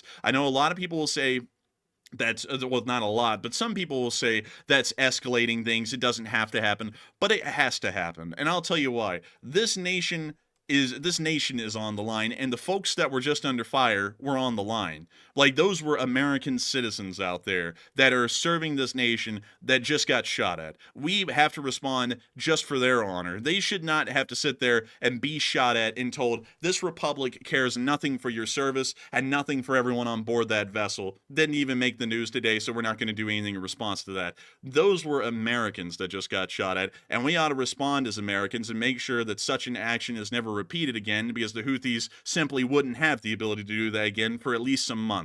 That's how I would address it. I personally think a response probably is in the works. It's probably being planned out as we speak. But the catch is it's not being talked about in the public, because I believe the current status quo is, and this is not political, this is what pretty much the whole way the government's been running for at least a decade now. It's pretty much come to the point where they believe the American citizen, the average citizen, doesn't need to know the daily workings of the foreign policy. They kind of keep that quiet and in the background, and they tend to it basically without the involvement of the American people, which is, honestly, I see an argument for and against it. Obviously, people can't have a direct say on every single minor thing in foreign policy, but overall, big picture-wise, the people can have a say on that. Like, public opinion should influence that quite a bit, because ultimately, like I said before, it's the people that will be sent to fight, and it's also the people's money that will be sent to fight and also support the fight as well. So, to me, I think they should probably be more public with it and at least go on the news, make more briefings, and not those briefings where the Pentagon spokesperson shows up and babbles for like 50 minutes or something like that and says basically nothing.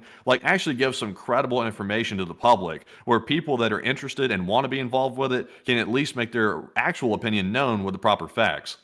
I would agree with that. And I think it's insane to me though that it's not talked about. Like that's the thing that just disheartens me so much. You hear about all of this goofy gossip and stuff, like, things that really don't matter in perspective. And what's crazier, y'all, like, just let me put this into perspective.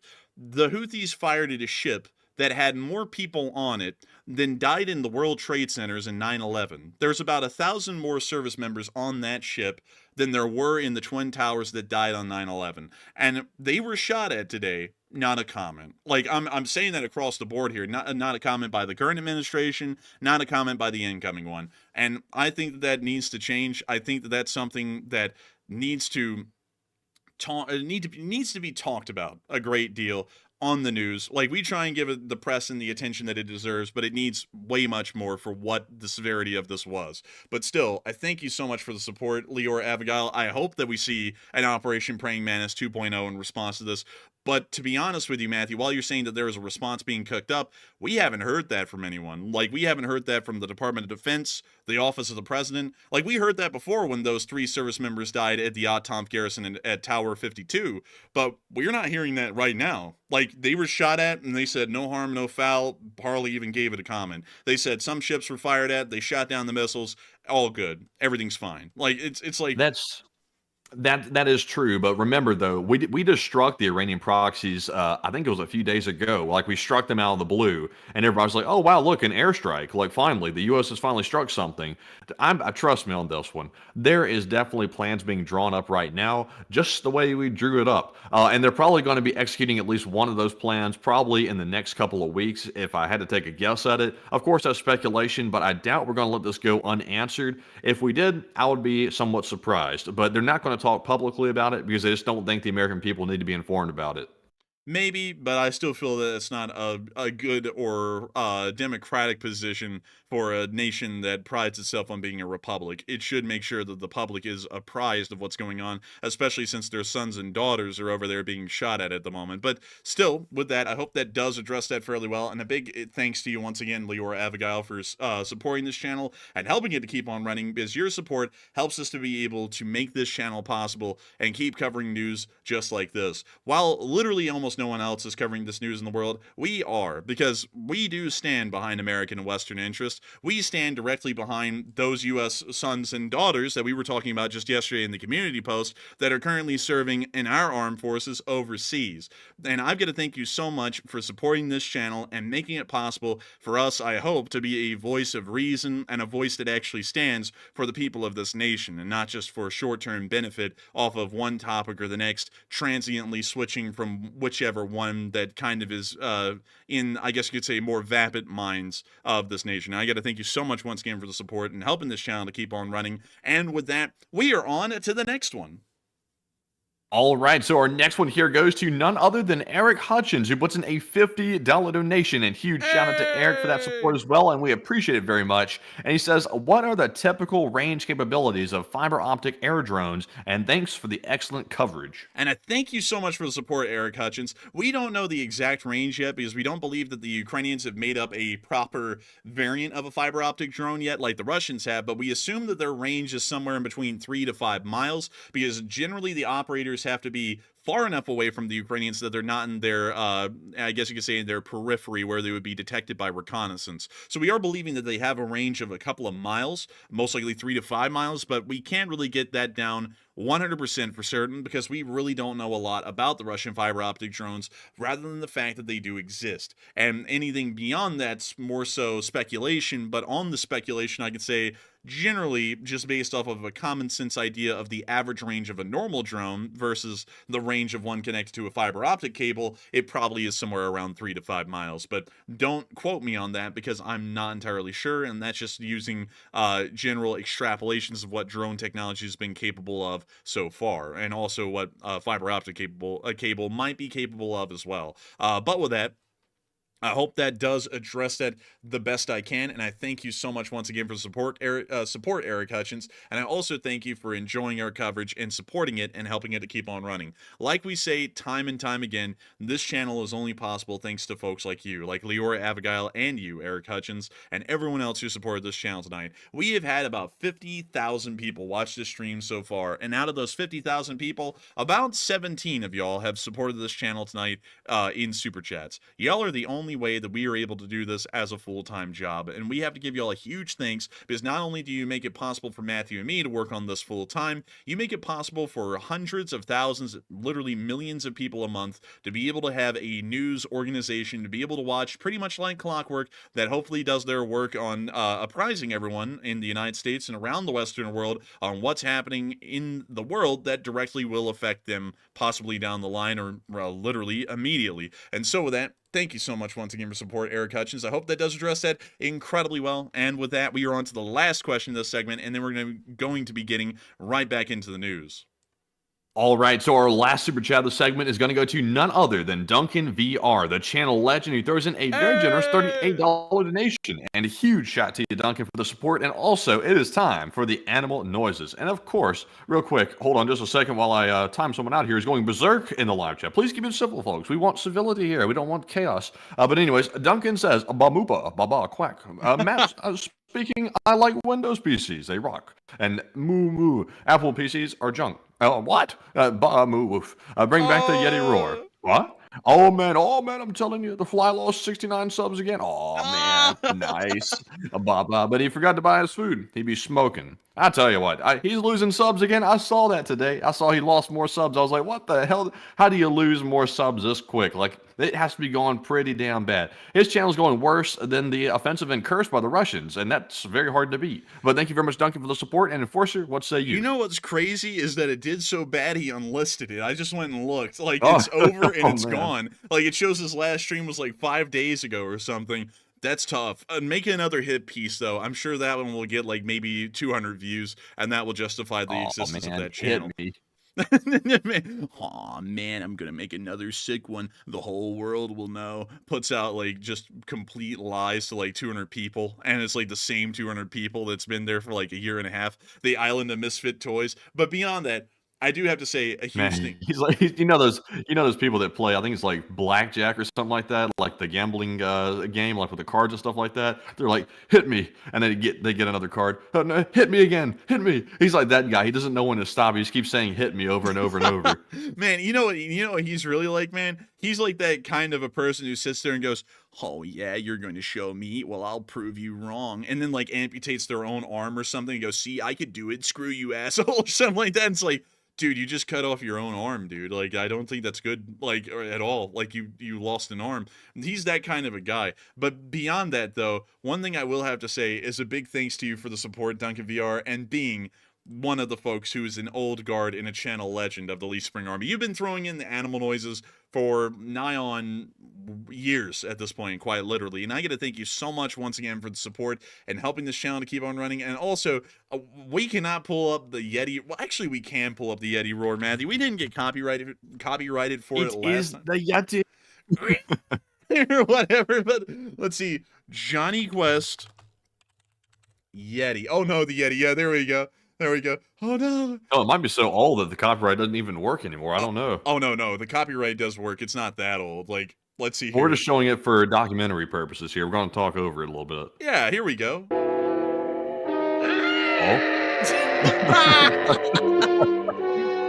Oh my lord! Wait, let me see. It is the Yeti. Wait a minute. Is this the part where he says it's the Yeti? Hang on. See it, but I hardly dare believe it. You can believe it, Dr. Quest. The Yeti have taken vengeance into... Oh no, man! I think he missed it, man. It was like right before that moment the guy yelled about the Yeti and the thing. Wait, hang on. Okay, so let's go. What would you call that, Dr. Quest? I call that a Yeti. Like, you literally see it. Like, it's like, what the hell's the point of that? It actually wasn't a Yeti. It was some dude dressed up like a Yeti. Actually, he was out there throwing rocks and shit. What? Like, for real? That was like the plot? Yeah, they were up there. The whole plot of the thing was the guys were dressed up like Yetis or something, and they were throwing rocks down there at the village, or it was some goofy plot. They were trying to run the villagers off or something so they could steal some mineral rights or something like that. It was like some goofy plot like that. I think the same people that wrote Johnny Quest wrote some of the Scooby-Doo like cartoons or something. It was the same thing over and over. It was always someone trying to steal some land or some oil or something like that, and they were being goofy trying to run people off from towns and stuff. Huh. Wait, hang on. Dude, I gotta find this one though, man. I swear I gotta find this one, dude. The freaking pterodactyl, man. You remember that thing? Like, I gotta pull up the sound for it though. Here we go. This has gotta be it. That's loud as hell. But here we go. Come on, we gotta have it. Yes! Oh. Bro, and it was like dying in like the oil slick or whatever, like, you know, like some PETA crap going on up there. Beyond that, I freaking loved that freaking pterodactyl, dude, because I remember that dude who was like in the wheelchair. He was like the owner of the pterodactyl or whatever. He was like, "Oh, I'm going to make the greatest thing ever," and like literally like just fell in a slick of tar or whatever. And he was like, "Oh no, Turu," and it was making those noises in the slick. And then he like fell into the slick with it, and he just died in front of everyone, and no one cared. Like, I was like, this was like the most morbid show like ever, man. But beyond that, I absolutely. They just said, "Oh, that poor devil." Oh yeah, it was something like, dude, they were always so calm. They'd be like, "Wow, that guy's boiling to death in a tar pit, drowning." Yeah. Oh well. Well, come on, Haji, we're leaving. It's like, oh, this is it? Like, this is all? Like, you're not gonna freak out about it? This guy's boiling alive in tar in front of you. It's like, no reaction? It's like, okay, whatever, like, I guess. And then they would go somewhere else, and they do something else weird. But, like, that's like Johnny Quest summarized in, like, 30 seconds, maybe. But beyond that, I do have to say a big thanks for the support, Duncan VR, and reminding us of the Yeti and also Turu. And I don't know how you remember the name of the pterodactyl, Matthew, because I saw it on my screen. I don't know how you remembered that it was Turu. Like, no joke. Like, that's like a ancient memory you must have had right there. Actually watched them all recently. I watched them all again because I actually watched one just out of curiosity and I ended up watching the whole thing again, like literally the whole series. Dude, you were like, Turu, interesting. But hey, I mean, like, Turu's Turu, man. Turu was a legend. But beyond that, thank you so much once again for support, Duncan VR, and helping this channel to keep on running. I hope we addressed that incredibly well. And a big thanks to you once again for the support, because if it wasn't for folks like you, we wouldn't be able to be here right now. And so, moving on from that, we are now going to be moving on into Poland, where we finally heard that Poland is going to be shooting down their idea of defending Ukraine's western skies with their own air defense. That was according to the Chief of the General Staff, Kukula, today, who stated that Poland will not shoot down missiles or drones over Ukraine. And he said, no. Our allies and our allies' position, our allies, that's a very, like, tongue-twisting statement right there. Position is clear. We will not do this, he said in response to a question about the possibility of intercepting missiles and UAVs in Ukrainian airspace. Today, our responsibility for protecting the allied sky is determined by our borders, he added, although they haven't really been doing that much either. But still, it appears that the Polish have abandoned the idea of shooting down drones and missiles over Ukrainian skies for good. Moving on from that, though, and into France, we were able to hear that they are now going to be providing six, I tell you, Mirage 2005Fs. And look at them. They're just beautiful. Like giant Man, I like the Doritos. little writing on the back. It says Armée de l'air. It says Armée de l'air, which means like Army of the Air or something like that in French. It's their version of Air Force, but it's kind of cool to hear them say Army of the Air. It's like, that is actually kind of neater sounding, I'm not going to lie, than Air Force. But beyond that, these are the Mirage 2005Fs. Originally, the French were actually going to provide Ukraine with Mirage 2000Cs, which are a lot less capable than the 2005F. The 2005F is a modification of the Mirage 2000C that is far more capable than the Mirage 2000C. This thing is a little bit more adept for the air-to-ground role. It can conduct it a lot better. It also can carry a lot more of a variety of air-to-air weapons, including the advanced Mika EMs, which are the Fox 3s of the French Air Force that pretty much operate a lot like an AIM-120 would operate here in the US Air Force. So pretty cool to see that they're going to be getting 6 of these things. It's actually 3 more than they originally pledged, and hopefully it'll be helping out the Ukrainians greatly in their effort over their skies to defend themselves from Russian drone and missile attacks that happen pretty much daily. Moving back into Ukraine, though, we also got to see that the Ukrainians are still training with a large amount of Western weaponry. We can actually see on this training ground here a Challenger 2 and a Bradley. We can also see in the next picture here the Ukrainians operating off of the back of a VAB, and it's quite fabulous. We always make that pun every time we see that vehicle. We can also see them here handling this guy here. Watch out, buddy. Like, this guy, he's got a gat to, like, literally your back. He's almost like aiming it in your back. But we can also see this guy here with the RPG. And this guy with an AK. This guy also with an AK. I like that they're all practicing trigger safety, though. I like to see that. But very interesting picture. Moving on from that, though, we did get to see a Striker on the move. Really nice. We always love the Striker armored personnel carriers, or infantry fighting vehicles, if you want to call them that. And we can also see this little Ukrainian fire team or a squad standing behind it as the instructor tells them what's up. And things are up. Hopefully even better than they have been before. But moving on from that little clip and on into Belgrade, we were able to hear that another major Russian oil depot was hit within Belgrade, although we got literally no video or picture evidence of this attack, which is probably the weirdest thing, because we are hearing that the Ukrainian drones did strike the oil depot, but it was not from video and picture evidence. The local oblast officials made this claim, and we do not know where the actual oil depot was, but apparently it was significant enough that the oblast officials stated that it actually happened. So, considering that we take government sources at face value, and the Russians have no reason to lie about being hit by the Ukrainians at an oil depot, we're taking this at face value and saying that this is true and it actually happened. However, moving on from that and down into the Severonsky Forest, we have been able to see that the Russian offensive in this area is continuing on. Although not at a great clip, pretty much like any other offensive, it's pretty much grinded to a stop and is just taking high casualties, and that's about it. Stay cover.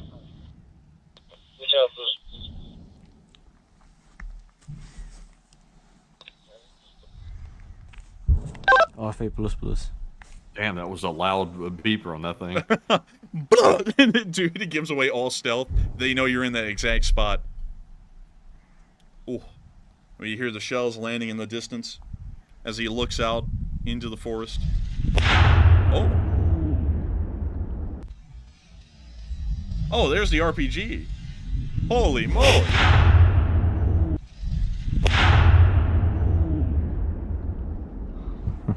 ¿Ya muy cerca? Perfeito.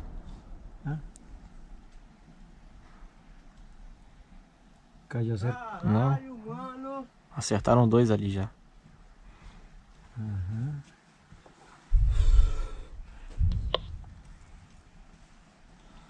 ¿Detrás dónde está? As seen in the clip, still just showing a little bit of what's going on inside the Severonsky forest. Meanwhile, we also got to see some Brazilian volunteers firing a mortar at the Russians. Check this out.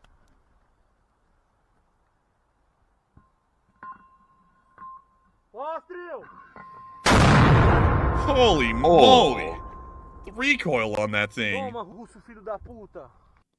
And that's the recoil was so bad it blurred out that guy's whole head. Dude, the recoil was so bad, this guy looked down at the camera and just started slinging swear words like they were nothing. I mean, it was crazy. But moving on from that and into our next clip, just a little bit further south, it's still part of the same offensive. We have been able to see the Russians have been trying to push towards Seversk, and we can also see that they're getting hit pretty heavily in this area by the 10th Mountain Brigade, also called the Edelweiss. And we can see them here hitting the Russian tanks very heavily. Oh, look at, oh my goodness. Oh, bad boom. Hello, everyone, and welcome back. Wait a minute, I can't do that one on air, can I? No, I can't. Nah. You know what I was about to do, too, man. You knew it. Oh, my Lord. Guess what? It was an explosion contest for those guys. Oh, damn, man. What was on that thing? I honestly don't even know, man. Like, I'll be honest with you. It's a rough one, though. Whew. Man, what are these tanks eating these days? I don't really know, but Matthew, speaking of something kind of interesting, I thought you might want to know this, Matthew, but pissing contest has lost $1,000. $1,000? How did he lose $1,000? Was he gambling? I don't know, but I like, 1,000. Yeah, 1,000. Yeah. Oh, 1,000 subs. Oh, dear me. But you know something that isn't being lost? Gallons per mile, as this tank was actually filling up with gas at a local gas station. Whoa, they just pull up to the gas station with a tank? Yeah, man, they just went ding ding, fill her up, and then went to go get some snacks and stuff, like it was a normal gas station. Що, до повного? Oh, kind of interesting. Ну да, у нас там 600 литров, литров 200 влізе. Заправочка на Донбасі. Does it take premium? Заправляємо. Танки. I don't know. That's a good question. Oh, look, he got a hot dog man's favorite. Aw, man, it reminds me of my comfort food. What's your comfort food? Man. Don't ask. Glizzies. Tons of glizzies. Aw, man, that's it. You're getting another hit piece. I'm taking you down this time. You know, man, he's made so many hit pieces on us at this point. Like, it actually is in violation of YouTube's terms of service if anyone ever cared. Like, it's like, that's the crazy thing. Like, I think there's like an actual hard cap on the amount of, like, hit pieces you can make on someone on YouTube, like where you directly mention them and everything. And not only has he doxed us, but he's made like 50 of them at this point. It's like, that is like literally in the violation of the terms of service in like 2 different ways. And like, I don't know how he hasn't been gotten for that yet, but one day he will be gotten for it. It'll be a funny day. Someone said, pause. That's the whole point. Resume.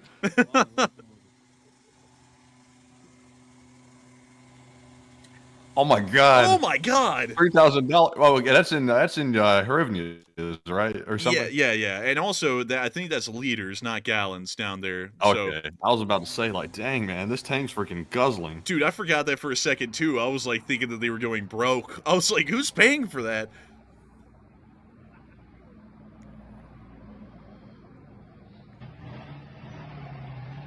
Oh, and there they go. Dude, they whipped that thing out of the station. I had no idea this pulled up to the gas station like that. I thought they had like a mobile truck with like gas in the tank or something. Oh, look, there's an active highway right there. Yeah, they're just getting out on the active highway, going back up to the front. Well, you got a problem with it? I mean, what? It's road legal, right? Like, isn't it? Now, I know nobody's road raging this fellow. Like, nobody is. Like, this thing right here is getting down a free pass. Dude, you know, if someone ever road raged with that thing, they'd be like, learn to drive, and then they like aim the gun at him. Never mind, like, I'm good. Like, then they just drive off. But moving on out of that, And out of that clip from the Seversk area, great to see how they fuel their tanks. I never knew it was done that way. But moving a little bit further on down and into the area around Pokrovsk, we didn't get a lot of videos from Pokrovsk directly today, but we did get to see the 109th slamming some Russians. And don't y'all love to see Russians getting slammed? Was that a crow? That was a crow, okay. Anyways, we can hear their little, like, anime entrance, whatever it is. Make them eat crow. Oh, man, and they're about to be eating a lot of it. Oh, man, I'm telling you. Oh! Oh! Oh, no! Vinny! Oh, no. Vinny. Oh, it was no. bent over the pickup. Oh, it's a Chinese ATV from Alibaba. Oh, no, and they're hitting... Oh, not the loaf. Oh, no.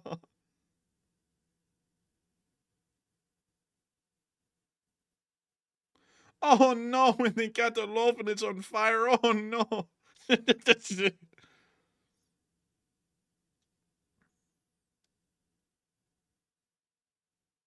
Also, I saw someone say, doesn't the current president of the United States hold office if we're at war when the transfer of power is supposed to happen? Hell no.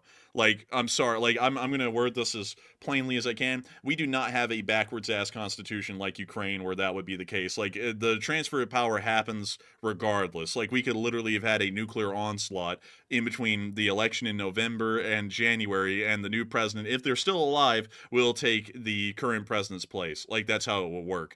Like, there is no such thing as, you know, oh, there's a war going on, well, we're going to suspend the election and the transfer of power. No, that would not happen. And so with that, Although the only difference is, like, I think you're correct anyway, but I think the difference here is Ukraine's declared martial law, but the U.S. Has not and probably will not declare martial law. So I wonder if the transfer still happens normally under martial law. It seems like since everything's suspended, that might be a question. Yes, it still does happen because during the U.S. Civil War, martial law had been declared, and throughout the entirety of the war, including 1864, an election was held, and if Lincoln had lost, there would have been a transfer of power to McClellan and not Lincoln. So at least in the only instance where there has been martial law inside the United States and the nation was literally split in two, an election was still held under martial law. The winner remained president, but if the winner had lost, the opposition, which was McClellan, would have become the president of the United States. So it would happen. Like the election and the transfer of power would still happen. But I'm just glad we don't have a constitution written like Ukraine's. Like obviously this doesn't affect me supporting Ukraine at all. Like they can have their own like laws and constitution. It's their own country. I support their freedom, of course, but I'm glad we don't have a constitution that basically says if we're at war, then the president that's currently there stays there permanently until the war is over. Because to me, I've never really cared for that, and it's kind of a weird thing to write into a constitution that you suspend elections. It seems like you would never want to do that, but I guess that's the way the Ukrainian people want it, so that's the way they have it. Yeah, and also on top of that, we were in the Korean War, and I believe, if I remember correctly, there was an election during... Well, no, I don't think so. I don't think there was an election during the Korean War, but there were multiple elections during the Vietnam War, and each president came and went. There were multiple presidents while we were in Iraq and Afghanistan, and they came and went. There have been loads of times that we have been involved in wars, and elections have been held, and the sitting president was just had to step aside and let the new one take charge. That's generally how it goes, including, and let me go get this one, the 1944 presidential election. And while FDR would win it, which wasn't really shocking to anyone at that point, but still, while he did win it, and he actually had a little bit of opposition there. He actually ended up losing 99 electoral votes to Thomas E. Dewey. Like, if y'all didn't know that, he got only a mere 432 electoral votes, though. So I'm sure he was getting in just by slim margins there. But nevertheless, when we look at it, the election was held in 1944, the height of World War II, mind you. It was held. And the results were just what they were. I mean, you know, Franklin Delano Roosevelt certainly stayed in charge. That's without doubt. But at the same time, though, there was the chance that Dewey could win and Roosevelt was out. That's just how it is in America. There's no such thing as, you know, constitutional rights, well, not constitutional rights, but how the Constitution is structured, on how the government works, there is no such thing as those rights are suspended. Never in the history of America have the rights of a presidential election been suspended at any point since the founding of the United States Constitution in 1787. There's never been such a case, and every single election has gone forward on time and on target. There's never been a suspension of the transfer of power or a presidential election, or any elections for that matter in the United States. They all just go ahead exactly on schedule every single time. And so, oh yeah, wait a minute. Michael McMahon is right. Michael McMahon is right, man. Your favorite president was elected during the middle of the Korean War. So let's see here. Presidential election. Oh, yes. I think, okay, hang on. Wait, here we go. Yes. Yes. Dude, he was elected. Okay, so see, Dwight D. Eisenhower was elected in the middle of the Korean War. Thank you so much, Michael McMahon. Huh? Wait a second. Dwight D. Eisenhower's running mate was Richard Nixon? Wait a minute, am I seeing that right? Yeah, he was like, that's where Richard Nixon kind of got known, was being the VP of Eisenhower's. I'll be honest with you, I had never known that. Like, that's the first time I've ever seen that. That's shocking. Yeah, but you know what was crazy, man, is that Eisenhower brought Khrushchev over to the United States, and in exchange, we actually sent Nixon to the Soviet Union. He traveled around over there for like half a year. Did you know that? No, I didn't know that either, to be honest with you. Like, I wasn't aware of, like, obviously everybody knows Nixon was president. Like, everybody knows that. But I did not know he was the running mate of Eisenhower. That's a curveball. Yeah, dude, it's actually pretty cool. And what was neat about Richard Nixon going to the Soviet Union, Nixon was like the guy who just got into like communist countries, which, like, while we can't really talk about Nixon as a president or as a political figure, because, you know, of course he falls into our no politics rule beyond 1960, which is our cutoff, I will say this. Nixon was, I think, the only U.S. politician to pretty much visit just about every single communist country in Europe and Asia at some point or another, except for Vietnam, which is insane. Like, it's crazy to think about that, because Nixon went everywhere. He was in Ukraine, he was in Belarus, he was in the Baltics, he was in the Russian Soviet Republic, in the Soviet Union. He went literally anywhere and everywhere. He went down into coal mines, dude, like literally like half a mile or a mile underground, and was talking to like Soviet coal miners and stuff like that, and like debating communism versus democracy with them. I mean, like, he actually did some really cool stuff while he was the VP of Eisenhower's, and that's kind of what set him up in the future to run for president and become the president for at least a term. Well, technically two, but then he resigned in the second one. But yeah, pretty neat. But beyond that, still, the whole point stands. This election was done in the middle of the Korean War, literally smack dab in the middle, because it would end in the middle of 1953. And nevertheless, the election went forward. Truman did not continue to hold office after the election was held. Dwight D. Eisenhower became the president in January of 1953. So, as y'all can see, it is the case that there has never been such a thing as an election being suspended or the transfer of power in the United States because of an ongoing conflict. It's never happened, and it never will. Now, I will say this, like, I'm 100% in support of Ukraine and all that, but I do stand by my comment that the Ukrainian Constitution is backwards ass in that principle, because the United States government, hell or high water, because of how our Constitution is written, never suspends democratic rights under any circumstances. There's literally no provision for that in the Constitution where it could be suspended. The Ukrainian Constitution does. I don't like that, and of course it's a different democratic system, so it's a thing of preference and all that, but I still don't like that, because I feel like a real, true self-determining government should say, hell or high water, no matter what, elections will be held, and we will appoint whoever is elected into the position of president, or any political position for that matter, when the elections are supposed to be held. I feel like that's the way it's supposed to be. That's the way it's always been in America, and America is pretty much the forefront democratic form of government in the modern day. We are the first that's actually existed in modern history. You can always talk about the ancient republics and stuff, but they didn't survive. We're the ones who existed nowadays. We pretty much laid out the template. And so because of that, I think that it is a fairly decent thing to say, I like this a lot better, in my opinion. I like the idea that you can still elect different leaders in wartime, because while there is a war going on, the will of the people still triumphs over everything. And so with that, I hope that does address that fairly well. And we are now going to be moving on into our next bit of news, a little bit further south towards Kurakove, where we did get to see that the Ukrainians did blow up the Kurakove Dam today. They blew it up so that way they would be able to flood the plains in front of Kurakove and stop the Russian advance in this area so they can build defenses inside of the town.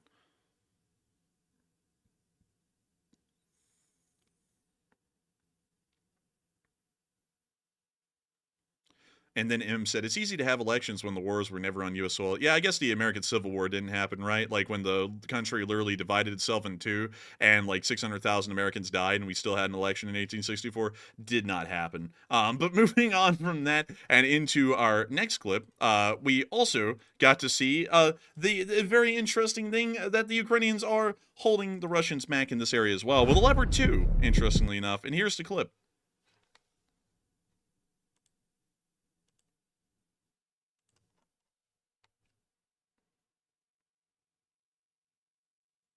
Oh! Oh my god! Oh my god! Oh lordy! Also, by the way, like just as a note, real quick, I actually am using the new high-powered MacBook, which it's alleviated some of my issues here, but I'm realizing that I am going to have to plug up an Ethernet cable because apparently, no matter what happens, there's going to be lag. Because apparently, the spot that I'm currently sitting in the house is apparently a Wi-Fi dead spot or something like that. So that's the next solution, and we'll see if that fixes that lag. Because I'm lagging tonight once again. And I hope it does fix it. Also, Matthew, I just remembered, man, when we were on mobile hotspot, there was literally no lag. Yeah, it's literally because the router was like literally sitting right next to my laptop, so there was no issues whatsoever with connectivity. Yeah, I suppose so, you know. But let's see here. Saw someone say, "Oh my God, what do you mean? America's the forefront democracy." It is like cope, I guess. That's like the same argument as there's no such thing as a real communist country. It just hasn't existed. They have in like a million different ways. Like it's ridiculous to say America isn't a democracy. It's a republic, because guess what? A republic is a version of democracy. Like people vote for their leaders. That's democratic as a principle. The republic is a different way that democracy exists. Kind of like how Leninism, Marxism, Maoism, Juche, all those are different forms of communism. It doesn't mean that they're not communist. They are certainly communist. It's just different flavors of communism, which a lot of people seem to miss the forest for the trees there. But moving on from that, we also got to see a Russian APC getting hit down in the Zaporizhzhia area. Holy moly! Damn. They're getting smashed. And they are, man. I mean, it's like, my goodness. It's crazy down there.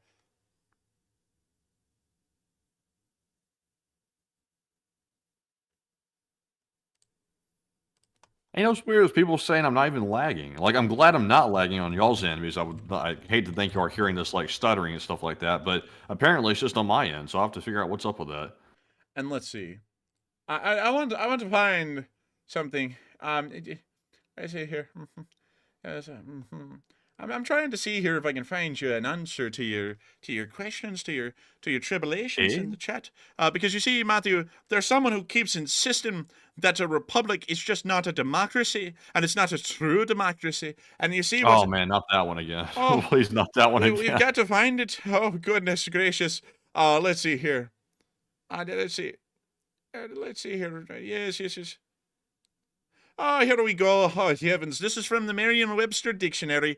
You know, if the dictionary is getting it wrong, I don't know who's getting it right. So, beyond that, both democracy and republic meant that the power to govern was held by the people rather than a monarch. So, as you can see, folks, we got it again. We've won the definition game. A democracy and a republic are pretty much the same thing, just slightly different flavors of the system. But nevertheless, moving on from that little tidbit of information, very interesting for people to know, we are now going to be moving on into the 36th Marine Brigade, where we were able to see that the 36th was using its great and powerful 122mm guns to be able to lay down some heavy fire onto those Russian hordes on the other side of the river. And boy, howdy were they giving it to them. They were giving them the left and the right, you know what I mean? But nevertheless, it's a beautiful thing to see the pictures of them all. Nevertheless, we do have a very interesting question to pose to all of you. And before we do, let me make sure to read it so that way I can properly tell it to you. Poland plans to create a new European defense alliance due to fears of American withdrawal. And a lot of people are putting in their thoughts. Matthew, what are your opinions on this, and what is everyone else's opinions on this as well? All right, so apparently we are hearing that Poland is taking the initiative here and creating a new European defense alliance, which is mainly designed to help out Ukraine in their war effort due to fears of U.S. withdrawal from defense alliances. So, what are your thoughts? 70% said I support Poland's new alliance, and 15% said I need more details on it, and 8% said I dislike Poland's new alliance. Now, on this one, I will say that I think Poland is jumping the gun just a little bit here. There's nothing wrong with making sure you have a contingency plan just in case there are things happening which may not favor Ukraine support. That would probably be a smart thing to do to prepare for that, but I don't know if going as far as creating a brand new defense alliance is the way to do it because, of course, NATO is not going anywhere. And hopefully, this new alliance here will not degrade the value of NATO and also everybody's unity within NATO because once you start having multiple different alliances popping up, all of a sudden NATO starts waning in basically its importance just because there's several alliances popping up here. Because once you start spreading your attention a little too thin, then people start forgetting how important NATO actually is. So I'm actually with kind of the 8%. I kind of dislike the new alliance. I think they should simply plan with informal alliances to get ready to help out Ukraine. And if it becomes absolutely necessary, then they can do it later. But I think they're jumping the gun just a little bit. But Enforcer, what say you? Like if America withdraws from NATO, also, you there, Matthew? You there, my boy? Yeah, I'm here. I'm here. Oh, bless your soul. But beyond that, I would have to say I don't support it because, like, here's the thing: if America withdraws from NATO, NATO still exists. It just doesn't exist without America. You know, it's like that's the thing. It's still going to be there. So what's the point of creating a brand new alliance, considering NATO will still exist just without the United States? Like, the thing is, though, is that America isn't going to be withdrawing from NATO. We haven't even heard that brought up recently by the new administration that's coming in, so we don't believe that's going to be happening hell or high water. But still, nevertheless, I don't really back up this idea. I don't really think it's a good one. And also, it looks as though some countries are already trying to show that they have absolutely no faith, and generally, you want to try and create as united a front as possible and not show that it's fracturing. Otherwise, we start looking like the Axis, and we start looking pretty weak. So with that, I hope that does address that, in my opinion, incredibly well. And with that, we are now going to be moving on into our next clip around the area of Zelenskyy, where we were able to see that the Ukrainians dropped down a beatbox and started playing the sick beats, my boy. And listen to the beats. We're going to have to mute it. It's the Ukrainian anthem, but they dropped a speaker on the roof, and it started playing the Ukrainian anthem in Zelenskyy. Just to remind the Russians that they're on Ukrainian land, you know. And just look at it. It's down there. It's beatboxing, I tell you. And you can see another one up there. Matthew, they're dropping beatboxes everywhere. Scotty. They're dropping beatboxes and you'll do what you're told. You'll do what you're told. And then they get accused of something very questionable in Ireland. Oh, heavens. It's like, I don't know about that one, man.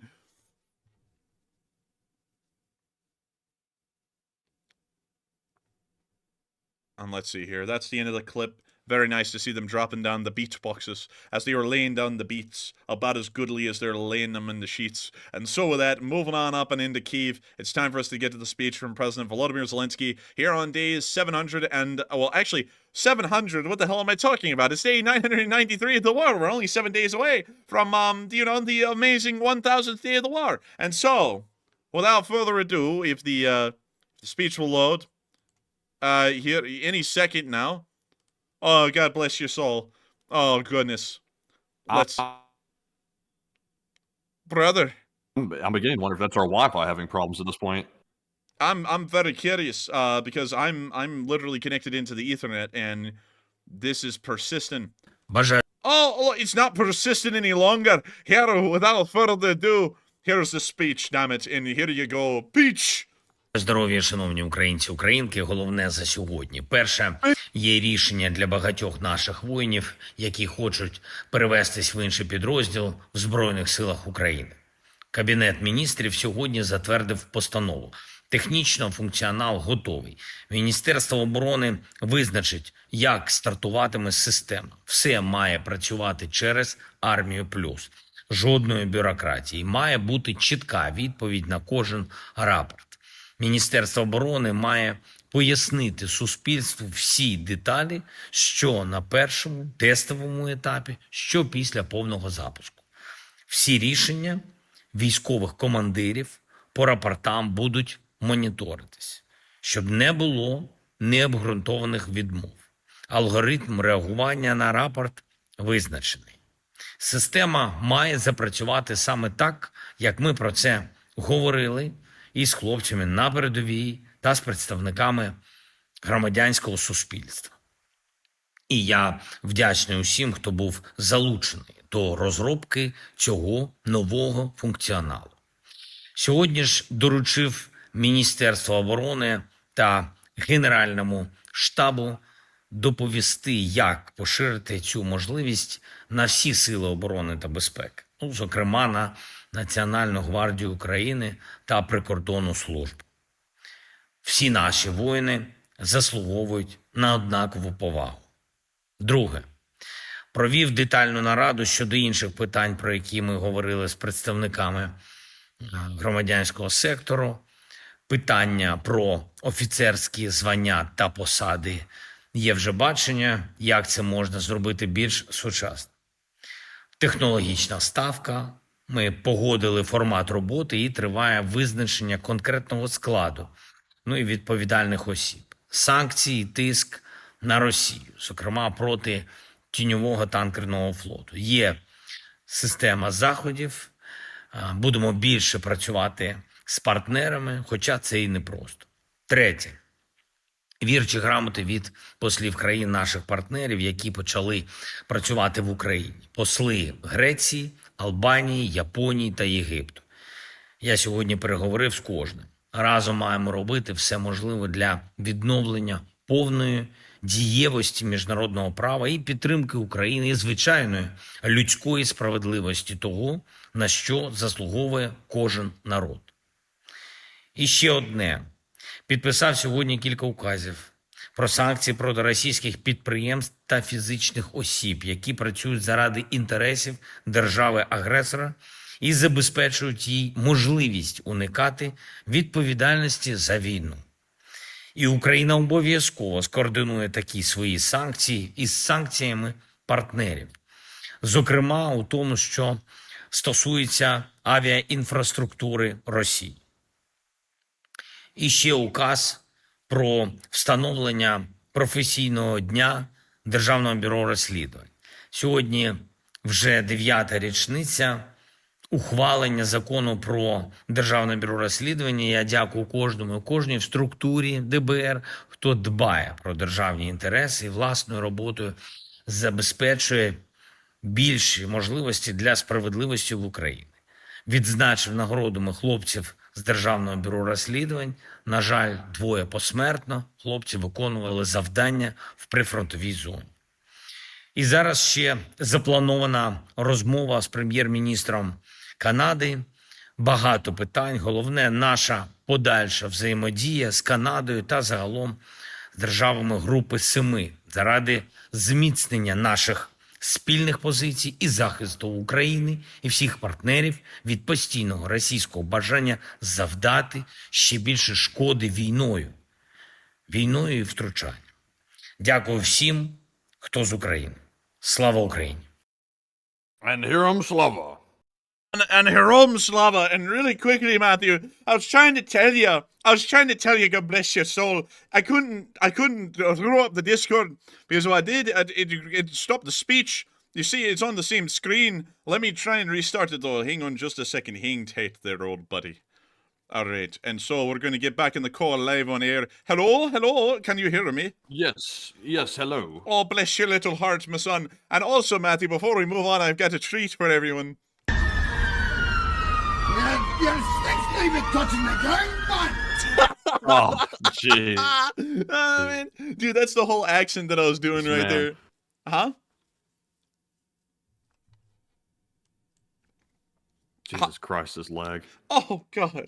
Dude, the Wi-Fi is horrendous. Well, you got to get Ethernet for everyone. But nevertheless, I do have to say that is the end of Zelensky's speech right there, and hopefully y'all heard that good joke. I really did enjoy the joke. But nevertheless, we are going to be moving on into the second segment of this stream, where we get to talk to each and every single one of y'all, hopefully.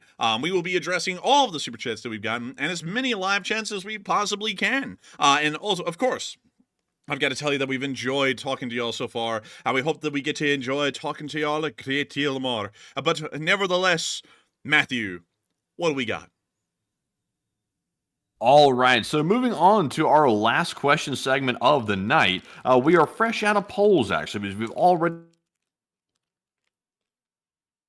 addressed the one that was running. So we're jumping right into our super chat questions. And our first one here of the last segment is going to go to Cliff H, who puts in a $24 donation. And thank you very much, Cliff, for that support as well. He said the Russian cope cages are getting so elaborate because the dudes fabricating them figured out they can stay off the front line as long as they can if they keep busy fabricating the cope cages.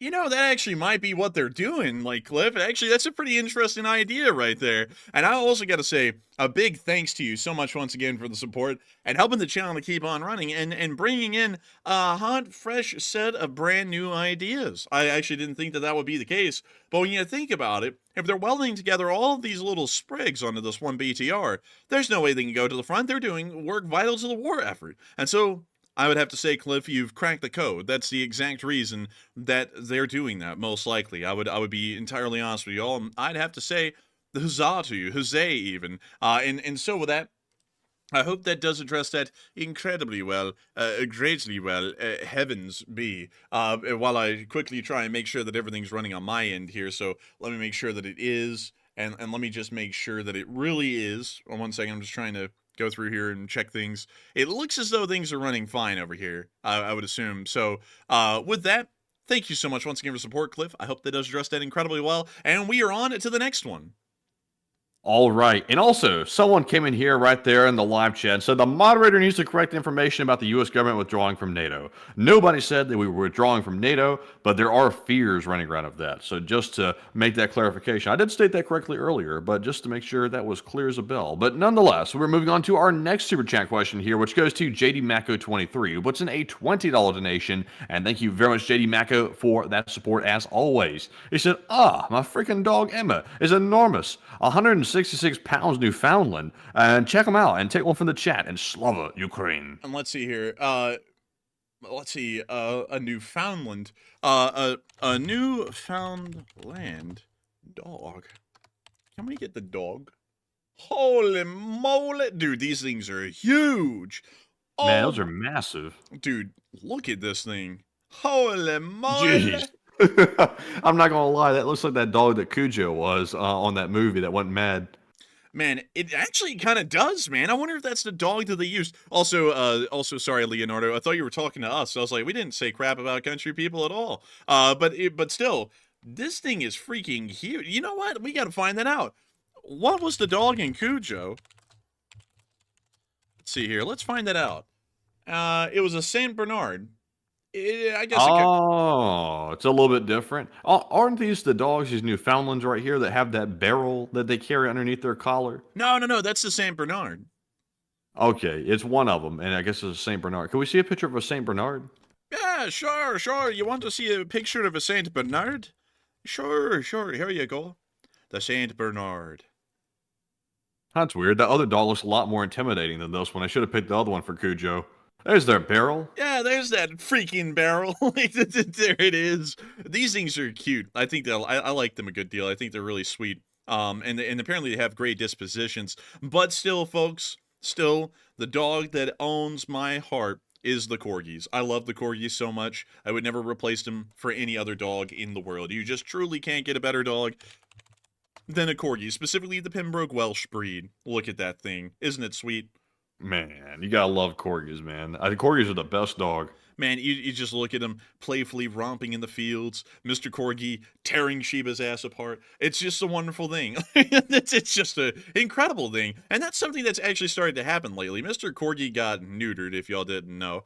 And Mr. Corgi's been getting a little more snappy at Sheba when Sheba messes with him. He doesn't really take it anymore. He kind of like bites back now. We were assuming because he's actually, by losing balls, he's actually found out that the balls along the way were the courage inside of himself, and so he started to nip back. It's becoming a bit of an issue now, but still, corgis are precious. This one's got like a smug kind of a look on it, though. It's a Queen's corgi. Is this your house? Man, this one sits there and looks like it goes, I eat whole grain wheat bread instead of your shitty Wonder Bread. Heavens. It's like, dude. Man, I'll tell you what. That corgi's got some standards, man. He's also wearing a bow tie.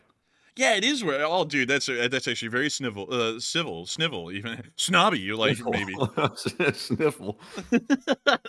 Oh, dude, that goodness, that's oh a my chunky. goodness, man! If somebody was seriously asking, "Is my corgi overweight?" I believe so. I think so. Yeah, Shiba's a little overweight. Mr. Corgi's actually underweight, so it's like the opposite worlds on both ends. We try and feed Mr. Corgi more, and we try and feed Shiba less, but their weights just never change hardly. But corgis are precious. I love corgis to pieces. And also we've got to give a big shout out to the Korean yellow spits. An amazing dog, not as a pet, but as a dinner dish. An amazing pet. The North Koreans love to eat these things. They really do. So if you ever see a dog... Why did it have to be such a cute dog? Why? When I heard yellow spits, I thought, okay, that's not going to be a great dog. It's going to be like a scrappy-looking dog. Of course, they have to be these cute dogs right here, of all of them. Yeah, it literally looks just like a Shiba Inu. No joke. Yeah, it's very close. Like, you couldn't tell the difference. It looks like the Doge. Yeah, man, and you know what's crazy about, well, actually, interestingly enough, I actually found out recently that the Korean yellow spitz is not only eaten in North Korea, it's also eaten in South Korea. They have dog farms in South Korea. Well, that's just sick all the way around. Yeah, that's pretty sick. I wonder if they're going to put that in the next Squid Games. I'm not really sure. But beyond that, though, I think Shiba Inus are really cute, too. I've heard that they're apparently more like cats than dogs. Like, that's what some people have said. But still... these things are very sweet. I like them a lot. And also, by the way, I just want to make this very clear for people, just to, put this out there. I do not condone eating dogs. I think that's a very backwards kind of a thing to do. Like, some people are going to be like, oh, don't judge other people's cultures. And I'm sorry, like, that's one thing I draw the line at. Eating dogs, not a thing that passes in my book. I don't like the idea of eating dogs. It's not a livestock animal. It's a pet.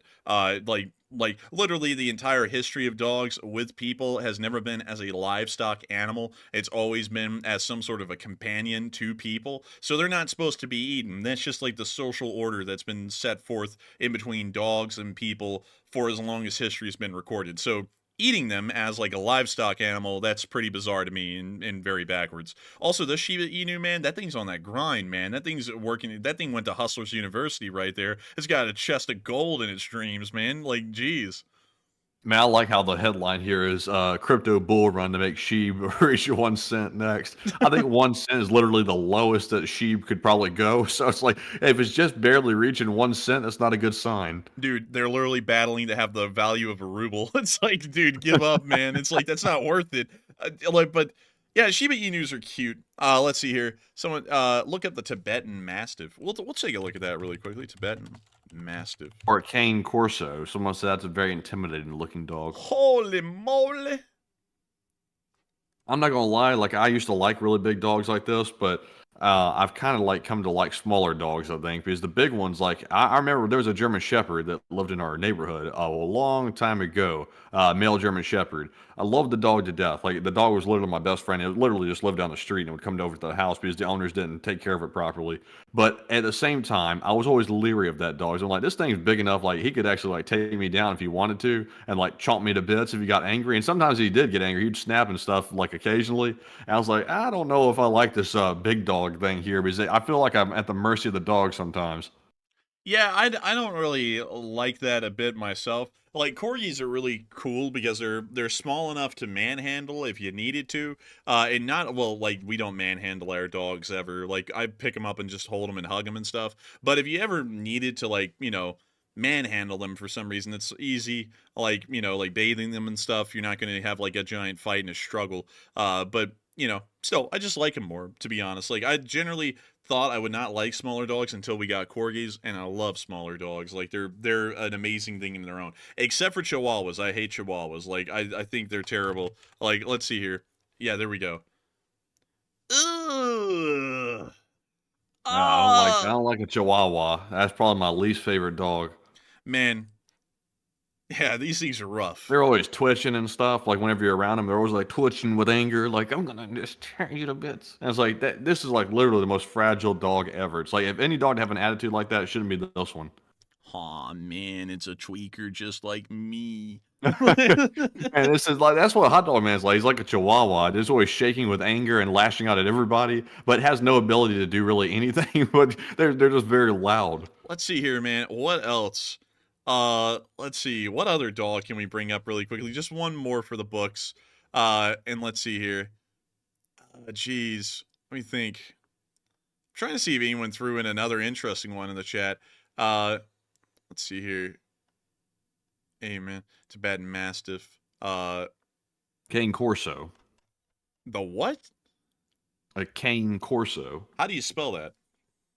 Like CaneCorso. No, hell no. Oh, damn, man. That is an aggressive looking dog. That thing looks like a killer. Like, geez, man. I wouldn't mess with that one. Like, that thing looks menacing as hell. Now, I'm not going to judge anybody who gets this dog for a pet, but I'm not going to lie. Like, I would not trust this dog around kids just looking at it. Like, it may be a sweet dog. I don't know. But the look of it. I mean, look at that picture over there, man. Look at that one. On the left. You see that one? Second row on the left. Oh, hell no, man. This dog right here is like a certified killer, man. This thing, I'm not messing with this one. Dude, this thing right here, this thing looks like it's getting a mugshot, no joke. Like, the way it's looking at the camera right there, like, put a little card below that thing. But I don't, yeah, this isn't really the dog for me. I don't really like dogs that look intimidating, like, just as a personal thing, because, like, if they look intimidating, you know, they're going to be a little interesting. Like, so, you know, and I know this already. Some people are going to be like, oh, come on. Like, they're angels and stuff. But listen, the insurance brokers speak for themselves. Like, it's hard to get insurance for, like, dogs like pit bulls because they just generally are, like, prone naturally to attack people more so than other breeds. Like, that's not to say it happens a lot, but still compared to others it's higher. And that is because, like, if you ever look at the, like, breeding history of a dog like a pit bull, the reason why it's called a pit bull is because it was bred to be aggressive, to fight in dog fights and win them. Like, that was the whole point of the pit bull becoming a breed. Like, let me actually go find that for y'all. Like, also before you jump off, oh damn, you jumped off of it. No, wait, I can bring it back. There we go. Look at that picture in the middle of this guy trying to snuggle that devilish looking creature right there. That just looks totally wrong. Like, that dog is like literally Satan's dog. This guy is hugging right here. That dog's head is massive, man. I would assume that guy's head's normal size over there on the left, and that thing is huge. Man, you know, like, this dog right here, man, it looks like it's leaning in and he's about to say, I need your credit card number and the 3 digits on the back. It's like, okay. It's like, just don't hurt me, man. And then say, am I a real boy now, Papa? Do I look like a real boy now, Papa? It's like, yeah, you do. Like, I think you do. And also, I saw someone say it's all how they were raised. Like, yeah, that's true. That's true to a point. I would agree with that. But generally, though, like, let me make sure to go get the history of the pit bull, because, like, with dog breeds, there is no doubt about it in my mind that there is a lot that goes into the personality of a dog based off of its breed. Because if you run around a corgi is a herding dog, by the way, it's a cattle herding dog. If you run around a corgi in a group, they actually try and corral people together into tight groups. Like our dogs even do that. They've never had any herding experience at all, but it's just inside of their breeding, really, for the most part, as a dog. Like, that's what they do. And so whenever they see something like that, it's almost instinctual in them as, like, learned genetic habit to do something like that. And with the pit bull, the reason why the pit bull came around, and let me make sure, let's see, first, let's see here. Here we go. The Bull and Terrier was a breed of dog developed in the UK in the early 19th century for the blood sports of dog fighting and rat baiting. It's created by crossing the ferocious, thickly muscled Old English Bulldog with the agile, lithe, feisty Black and Tan Terrier. The aggressive Old English Bulldog, which was bred for bear and bull baiting, was often pitted against its own kind in organized dog fights. But it was found that lighter, faster dogs were better suited to dog fighting than the heavier Bulldog. To produce a lighter, faster, more agile dog that retained the courage and tenacity of the bulldog, outcrosses from local terriers were tried and ultimately found to be successful, creating the pit bull. Like, the pit bull's entire inception was as a dog of fighting. Like, it is made to be aggressive, tenacious. You know, that's literally the explanation of its breeding history as to where this thing came from. And if you ever look at the breeding history of a corgi, it was bred to be a herding dog. That was its entire purpose from the outset, was to be a herding dog in the Welsh Mountains. And so when you deal with corgis nowadays, they still have a lot of those traits in them to be herding dogs. And like just with the pit bull is a dog fighter. Like, that's the entire purpose of its breed. And so it will be good for dog fighting, and it will be a generally aggressive or a more aggressive dog. But just like German Shepherds. German Shepherds aren't aggressive per se, but they are aggressive against people they do not know. Like, we know that because we had German Shepherds. Yeah, and also I see Melanie 16040 said, "Why would it get mad at you?" Because I said, "What if the Cane Corso gets mad at you?" And she said, "Those dogs will lay down their life to protect you and your family," and they probably will. Like, honestly, they seem like they're very well protective dogs. But at the same time, if it got mad at the owner, like you'd be in foul shape, and they said, well, "Are you abusing it? Why would it get mad?" I've had dealt with the German Shepherd, that male German Shepherd I was talking about before. That dog got mad before because I gave my own German Shepherds that we had at the time a bone, and I didn't give the other dog like the full bone that the other one got. I gave it like a half bone or something like that because it was just the dog down the street. And I was saving the bones for our dogs, and it got mad. Like, that dog was like actually mad, like not growling necessarily, but you could tell like the look on that thing's face was, "Hey man, like, where's my full bone?" And I was like, "Uh-oh." I was like, then my mother was like, "Oh, that dog seems a little bit mad. Like, you might want to like get away from it or something like that." So I just got away from the dog. But no, they can get mad. Like, dogs are like not necessarily like human-like necessarily, but they can get mad, and it's not because they're abusing it. But I wouldn't trust a Cane Corso if you made the thing mad.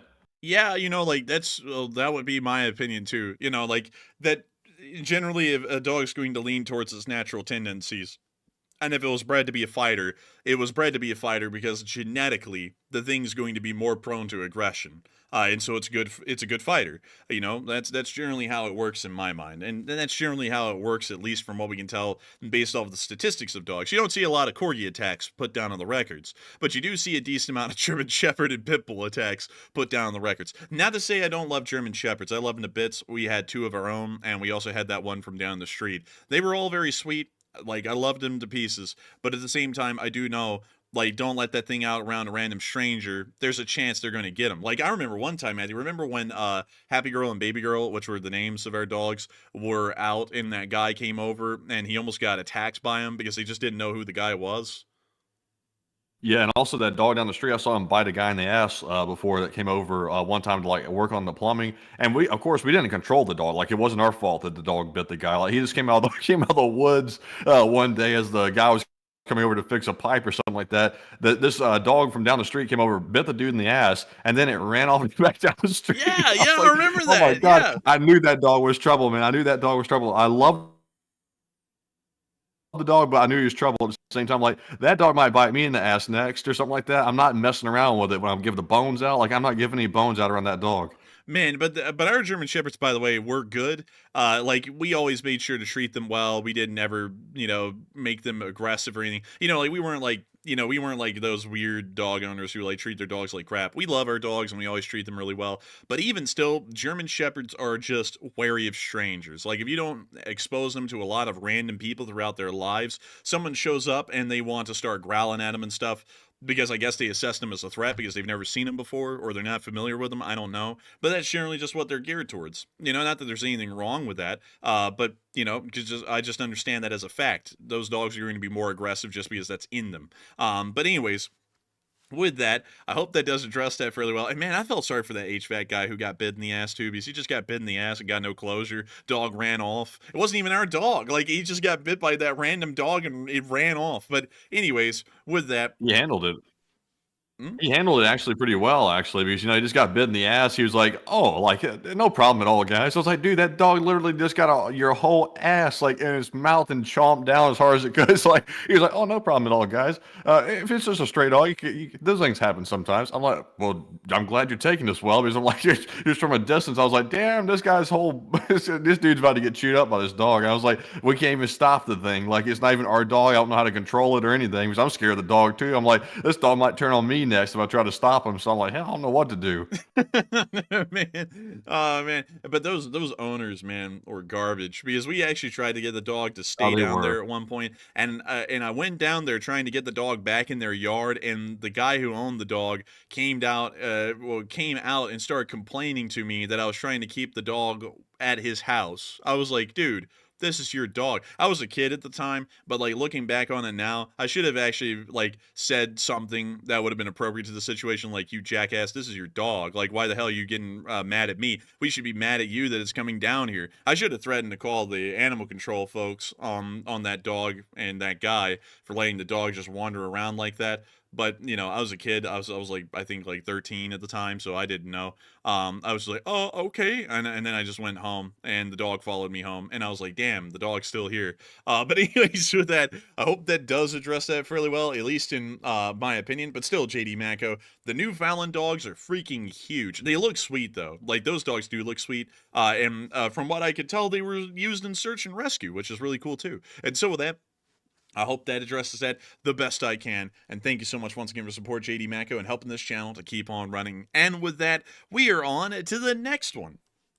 All right, and our next ones here go to Andy L. as well as Butchie the Crouton, who each put in a $20 donation, and no comments attached to either one of them. But of course, Andy L. and Butchie are two of the top channel legends on the channel, and we appreciate both of you very much and helping to keep the channel running with the support. Because like the Enforcer said earlier, it's the support that keeps the whole thing running. And seriously, without the support, it would be hard to keep running because we do this as a full-time job. So we do appreciate it very much.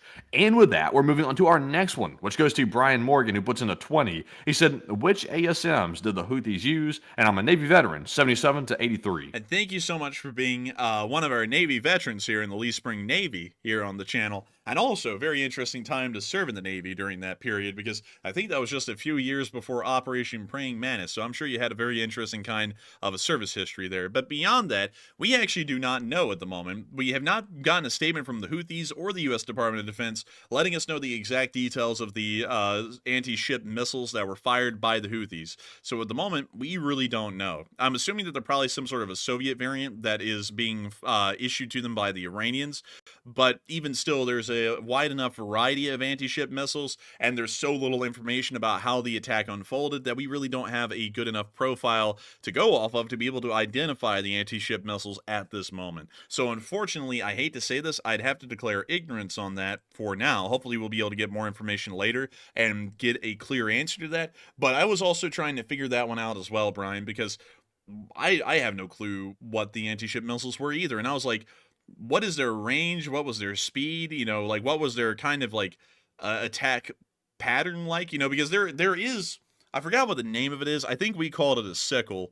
And I'm sure you're quite familiar with it, and you'll probably know the name off the top of your head when I say this, but it was the specific kind of Soviet anti-ship missile that would fly in groups. Like, they would launch them a couple at a time. One of them would stay high, and it would pretty much guide the other ones to their target, and the other missiles that were fired would get low, pretty much at sea level, and once they started getting closer to the target, they would wiggle or kind of zigzag, making their way to the target to make it far more difficult for them to be engaged and destroyed by shipborne defense systems. I forgot the name of that missile. I'm doubting that that was the one used by the Yemenis, well, the Houthis specifically. But then again, there's so many different types of Russian, well, really Soviet or Iranian anti-ship missiles that could have been used at this point.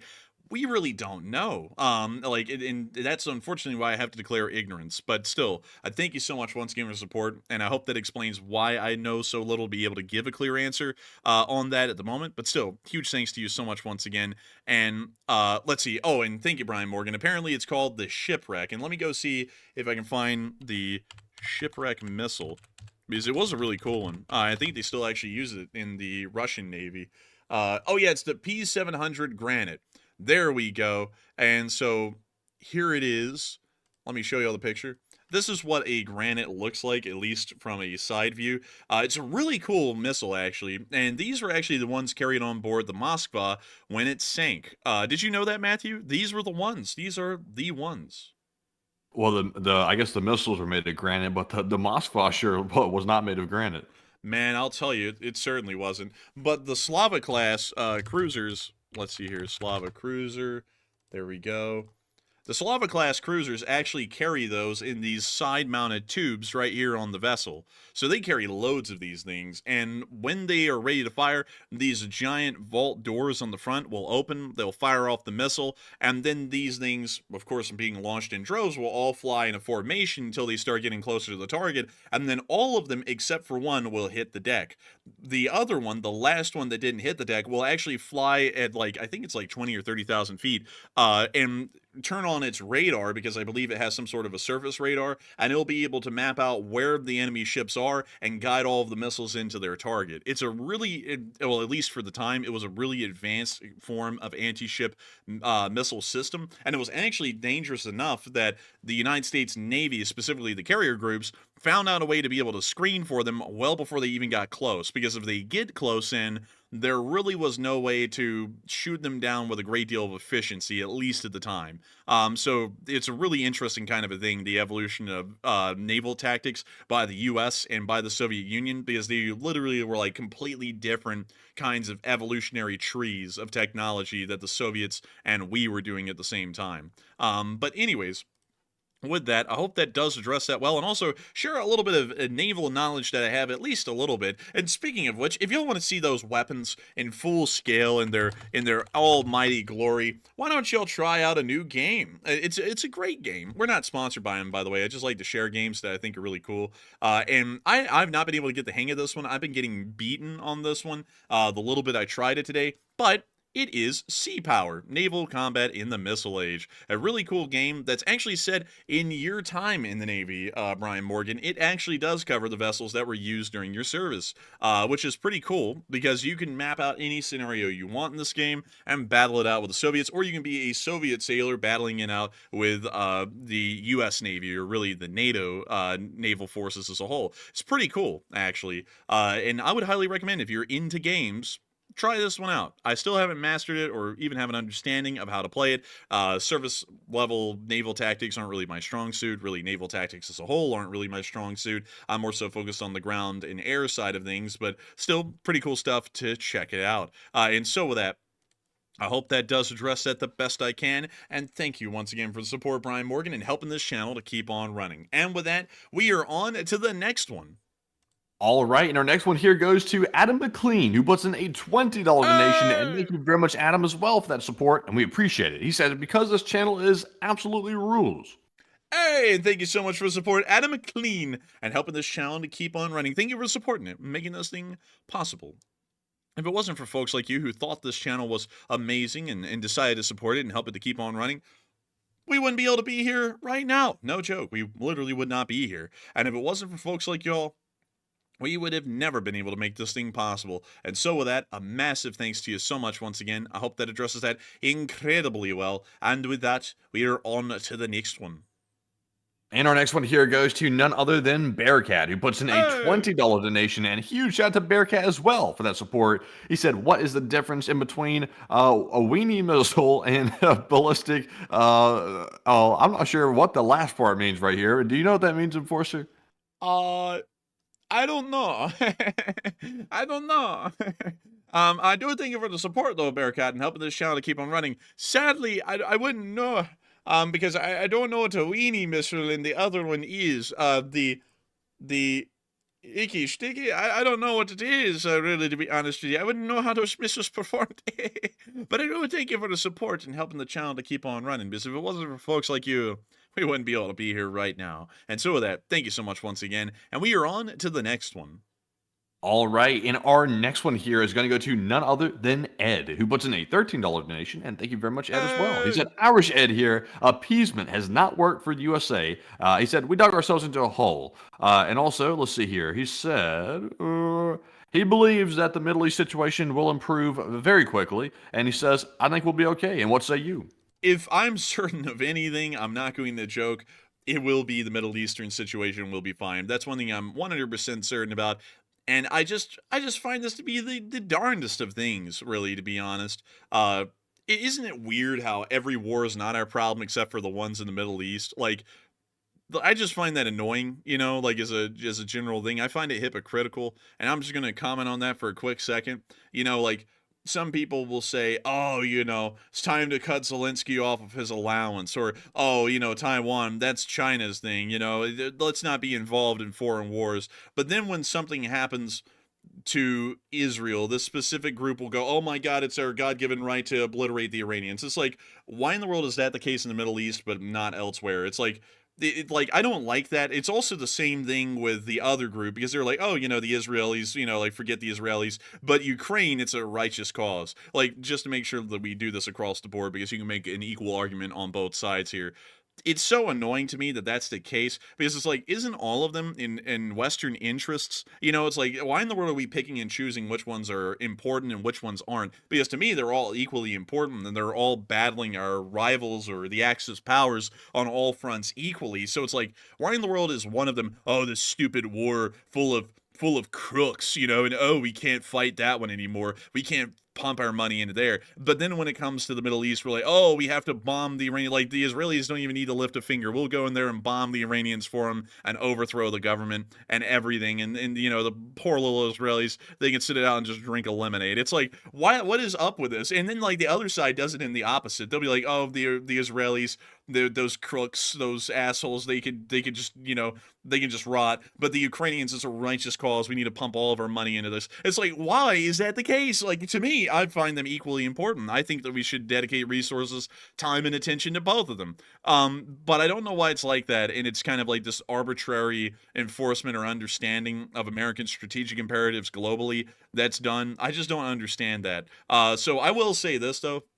As far as that is concerned, Ed, I would say the Middle East is going to be perfectly fine, like, just to be entirely honest. And also, really quickly, I don't want anyone getting in here bashing one side unduly. So many people don't get this. I bash both equally. Like, if y'all didn't just hear, I bash both sides. Like, the no politics rule applies in condemning a specific side and praising another. So if I went, the current president is a god and the incoming president is a devil, or I did it in the opposite way where the incoming president is god and the current one's a devil, that would be a violation of the no politics rule. If I sit there and say both of them do great things, that's not in violation of the no politics rule. And if I say both of them have done bad things, that's not in violation of the rule either, because I'm not making a clear statement in support of one or the other. Like, the whole point of the channel and the way I specifically word statements like that is to make sure that y'all do not know what side we're on, because we're just news reporters, and domestic political topics, I don't think y'all should know the actual political stance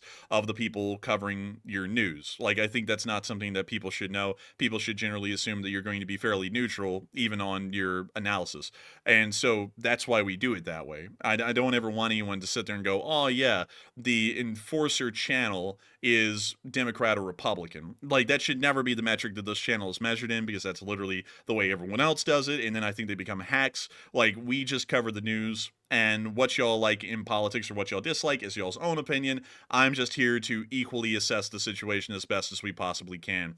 If you come in here after I say this, though, and go, oh, what about the other party doing this? I'm not going to agree with you, because, like, every party does stuff that's stupid. Just, be an adult and grow up. It is what it is. It's politics. People are going to be prone to error. I'm not going to act like they're infallible. All of them have done stupid stuff. So with that, I hope that addresses that well, and we are on to the next one. All right, and jumping into our next super chat question here. This one's going to go to Darren Quinn, who's a longtime channel legend as well, and huge shout out to you, Darren, for that $20 support from Australia. He said, what do you get when you cross Hot Dog Man and Kim Yon? Let's see, you get shitty sprinkles on coffee snow. Oh, no! No. He's drinking his coffee made of snow, and it's covered of sprinkles made from the Democratic People's Republic of Korea. But still, I thank you so much for the support, Derek Quinn, and that is a good one. Oh, that is great. Oh, you know what's even greater? His stream did so bad tonight, he had to delete it. Oh, oh my God. That is so bad. I don't even understand, man. He's doing that with every single stream that he's got recently. He'll unlist them all. And I was told by an insider that he's doing that thinking that's helping him in the algorithms. So, take that for what you will. Ugh, dude, it's like, oh my God, how little research can you do to know that that's just wrong? Like YouTube deletes those views from the algorithm, so you don't get promoted, because what they see is that you're inconsistent in uploading and your views are terrible at that. So they don't like promote you to other people. If you're consistent at least, then you'll probably get more views. That guy is dumb, man. Like, anyone who just looks a little bit at the algorithms would know that. Like, that's just basic knowledge. Like, and the guy is so goofy. He's like, oh man, I'm gonna take it down. Like, when we take stuff down, we know it's going to hurt us in the algorithms, and we do it just because of we have a stance on quality. Like, some of y'all were wondering, where did a short war summary go from a little while ago? It just wasn't good. Like, yeah, it would hurt us in the algorithms if we took it down, but we're not going to put out like a crappy news video just to put one out. We rather would have quality and less of them than putting out a lot of them and them being subpar. Like, that's generally our stance on that kind of a thing. And so with that, I hope that does address that fairly well. Good joke, though, Darren Quinn. That was a pretty good one. And thank you once again for supporting the channel and helping us to keep this thing running. And with that, we are on to the next one. And our next one goes to none other than Boulder Boy, who puts in a $13 donation. And thank you very much, Boulder Boy, as well. He said, palindrome. And palindrome, I don't know what that means. Do you know what it means? Yeah, like code or something. It's like to activate the Manchurian Candidate or something. Palindrome. Let's see. A word, a phrase, or sequence that reads the same backwards, e.g., madam or nurse's run. Huh, okay, that's interesting. What are 10 palindromes? Kayak, divide, rotator, repaper, deed, peep, wow, and noon. So interesting. I did not know that. And you've taught us something new, Boulder Boy, about the palindrome. And so with that, thank you so much once again for support and helping this channel to keep on running, because if it was not for folks like you, we wouldn't be able to make this thing possible and keep it running and learn new stuff like that. Pretty cool, pretty cool. And so with that, thank you so much once again, and we are on to the next one. All right, and I will have to give a disclaimer before the next one. The next one goes to Khan. It's actually 2 different super chats here, each for a $10 donation. First of all, we want to emphasize we appreciate that support very much because, like we say, Khan, this helps keep the channel running. But sadly, though, I can't read off either one of the super chats because it does get very political, and we can't get into it because that's our policy. And number 2, we don't want the chat to devolve into chaos because we realize that viewers on the channel have several different political views, and we don't want to step on any toes because that's not what the channel's about. It's about supporting Ukraine. So sadly, I can't read them, but Enforcer, what say you? And I gotta say, thank you so much for the support, Con. I would have to agree with Matthew, though. Sadly, we cannot read them because it is a political statement. We have covered that a little bit earlier, but once again, this channel tries to be as optimistic as possible and hope that things will continue in America and the West's interest as best as possible. Usually that will never happen, but we can hope that it will get close. However, addressing that in particular, we have to make a specific political comment whether we support or condemn the incoming Secretary of Defense. Our natural answer has to be that we support the U.S. government because it was elected by the people, and therefore, well, some people are going to say, well, not those positions, those are appointed. The president was elected by the people, and so that is the will of the nation. So we have to back the will of the people, which is their incoming president. And because of that, we also have to support and back up any choices that they make for their cabinet or any positions within the presidential administration, including the Secretary of Defense and Secretary of State. For that reason, we can't make any comments in support or condemnation of them outright. We generally just have to make statements in support of them that are fairly neutral. And just to say that that person is the Secretary of Defense, this person is the Secretary of State, so on and so forth, and they are the representatives of the people's will, at least for this period of time. So sadly, we really can't get into that one a lot, because if we did, we would have to start making very clear and cut political statements, which we can't do on the channel. But I still thank you so much once again for support. And Samurai Productions, you are correct. Pompeo was cut out. We can't say that because we have brought him up before on the channel, and generally the only reason we brought him up is because he was pro-Ukraine, pro-Israel, and pro-Taiwan, which literally is like the LSA trifecta. Like, if he was picked, that would be like literally perfect, like, to be entirely honest. Regardless of the guy as a person, his stances on those 3 topics literally fell right within the framework of what the LSA stands for. So that's why we brought him up. He was not selected. Someone else has already been put into the position of Secretary of State, and someone else has also been put into the position of Secretary of Defense just today. But with that, I hope that does address that the best I can. Thank you so much once again for the support, though, Con, and helping this channel to keep on running. And with that, we are on to the next one. All right, and our next one here goes to none other than Andy L, who throws in a $20 donation as well. And a huge shout out to Andy once again for the support. He says, good night and goodbye, my friends. And good night to you, and goodbye to you, NDL. And I hope that you have a great night's sleep tonight, and that you enjoy your sleep greatly, NDL. And I hope that you one day tell us that you hit that mile-long shot out there in the great state of Texas. There's plenty of miles to shoot a mile shot out there, and I hope that we get to hear good news fairly soon, NDL. And so that, thank you so much once again for the support and helping this channel to keep on running. And with that, we are on into the next one. Thank you so much once again for the support, and Matthew, what do we got? So our next one here goes to Butchie the Crouton, who puts in a $10 donation. And Butchie the Crouton, huge shout out to you as well, because of course they did just deliver that truck to Ukraine a very short while ago. And once again, huge shout out to Butchie for doing that. Just like BC Skyman delivered those bandages with Yuri, Butchie delivered a truck. So huge shout out to Butchie for that support as well. And Enforcer, what say you? And I gotta say, thank you so much once again for support and helping this channel to keep on running, Butchie the Crouton. Because if it wasn't for folks like you, we would not be able to make this thing possible. You are a legend of the LSA, and the second person in the channel's history to support Ukraine directly in the name of the LSA, and we thank you for that greatly. An amazing legacy and an impact that you put down there, and you are a part of the Order of the Oak, as we call it. That's the honorary award the BC Skyman also got as well. And so with that, thank you so much once again for support. I hope that does address that incredibly well. And also, Matthew, Michael McMahon said the government of the United States is the Constitution, not any, let's see.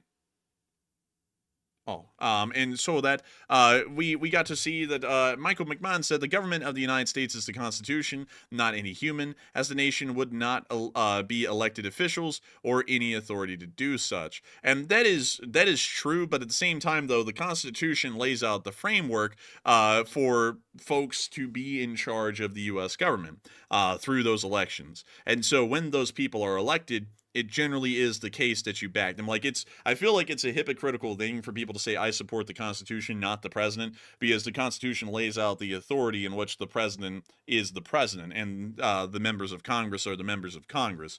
That generally is the way it works. And so I don't really know why people try to make the discernment there. Like, I get what people are trying to get at there, but at the same time, it almost sounds like it's at least with how it's used in the modern day by everyone, it almost sounds like it's almost an usurpation of the people who are actually in those positions. Like, oh, I'm not loyal to, the current president or the president-elect, I'm loyal to the Constitution. It's like, well, the Constitution lays out that those people were elected properly, and they are the president. So I generally say that I stand by either one of them. They are the will of the people manifested into a person that was elected to fill that position for 4 years. And so regardless what party or what affiliation they're from or who they are, if the people wanted them and they are the president, I have no option, of course, remaining non-political on this channel, but to say that we back the president, because that is the will of the people. And so with that, I hope that does address that the best I can. And I thank you so much once again for throwing in an interesting point, though, Michael McMahon. And with that, we are on to the next one.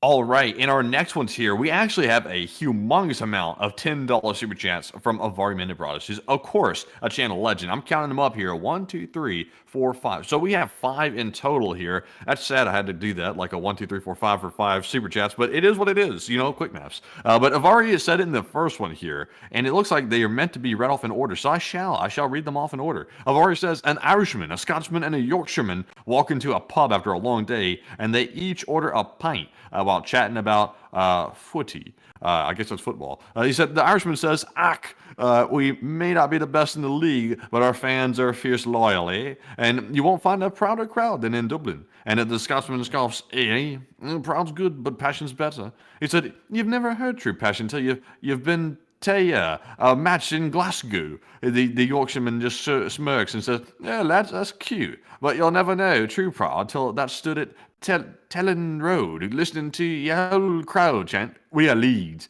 We have a Leeds in Alabama. He said, they all raise their glasses in silent agreement until the Irishman mutters, hey, but we'll still beat you in the Six Nations. The Scotsman and the Yorkshireman glare at him, and then in unison shout, get your own pint then, and don't mess up the accents, and go LSA.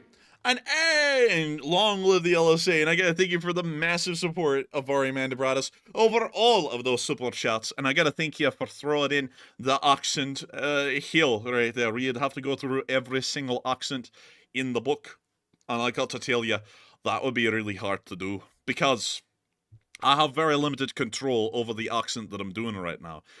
It's a very tough one to do, and it kind of changes from place to place. I try and do it a little bit like a Scot, but some people say it sounds a little Irish, and so for that reason, I'm really scared to do that because people are going to be flaming me alive, going, "That's not Irish," or "That's not Scottish," and I'll be going, "Bloody hell, I'm just trying my best here, you know, I'm not the greatest at this whole thing," but still, I thank you for the support and helping this channel to keep on running, because if it was not for folks like you, we wouldn't be able to make this thing possible and keep it rolling, Avari Mandabratis. And so with that, thank you so much once again for the support and helping this channel to keep on running. And with that, we're on to the next one.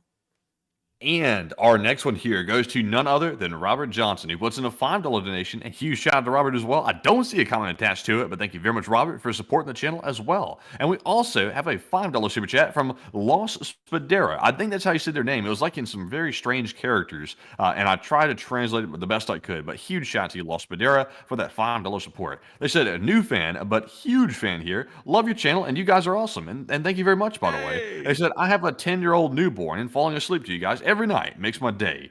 Oh, congratulations on having a newborn baby. That's got to be amazing right there. And also, thank you for the kind words. And thank you for being a new fan as well. That's actually really cool. We don't get a lot of new fans.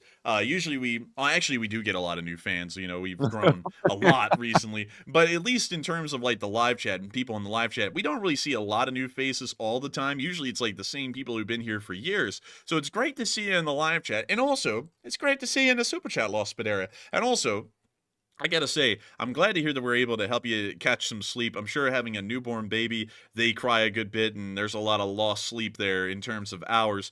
But I'm glad to hear that we are able to help soothe you and get you to sleep while also giving you the news for the day. That's a really high honor, and I thank you so much once again for the support and being a brand new fan. And I hope that you have a great time raising that baby. Having a family is a very important thing. It's probably one of the most fulfilling things that people can do in life, is to make sure that they are able to get the next generation up and going by quite personally getting involved themselves. And I hope that it is an incredible journey for you from this point forward. You're only 10 days into it. There's about an infinity of it left. You'll be a parent for literally the rest of your life, and it's probably going to be an absolutely amazing journey for you, and hopefully for your newborn baby too. And hopefully they do great things in life, or they become an upstanding citizen of this amazing republic. And so with that, thank you so much once again. I hope that doesn't. And Alvari Mandabrata said, Alvari said, you tried, thank you. I'd love to hear Andrew in a Yorkshire accent. He should try a channel Sean Bean and Sharper. You know what? I'm gonna go back and do the whole Avari Mandabrata's thing in,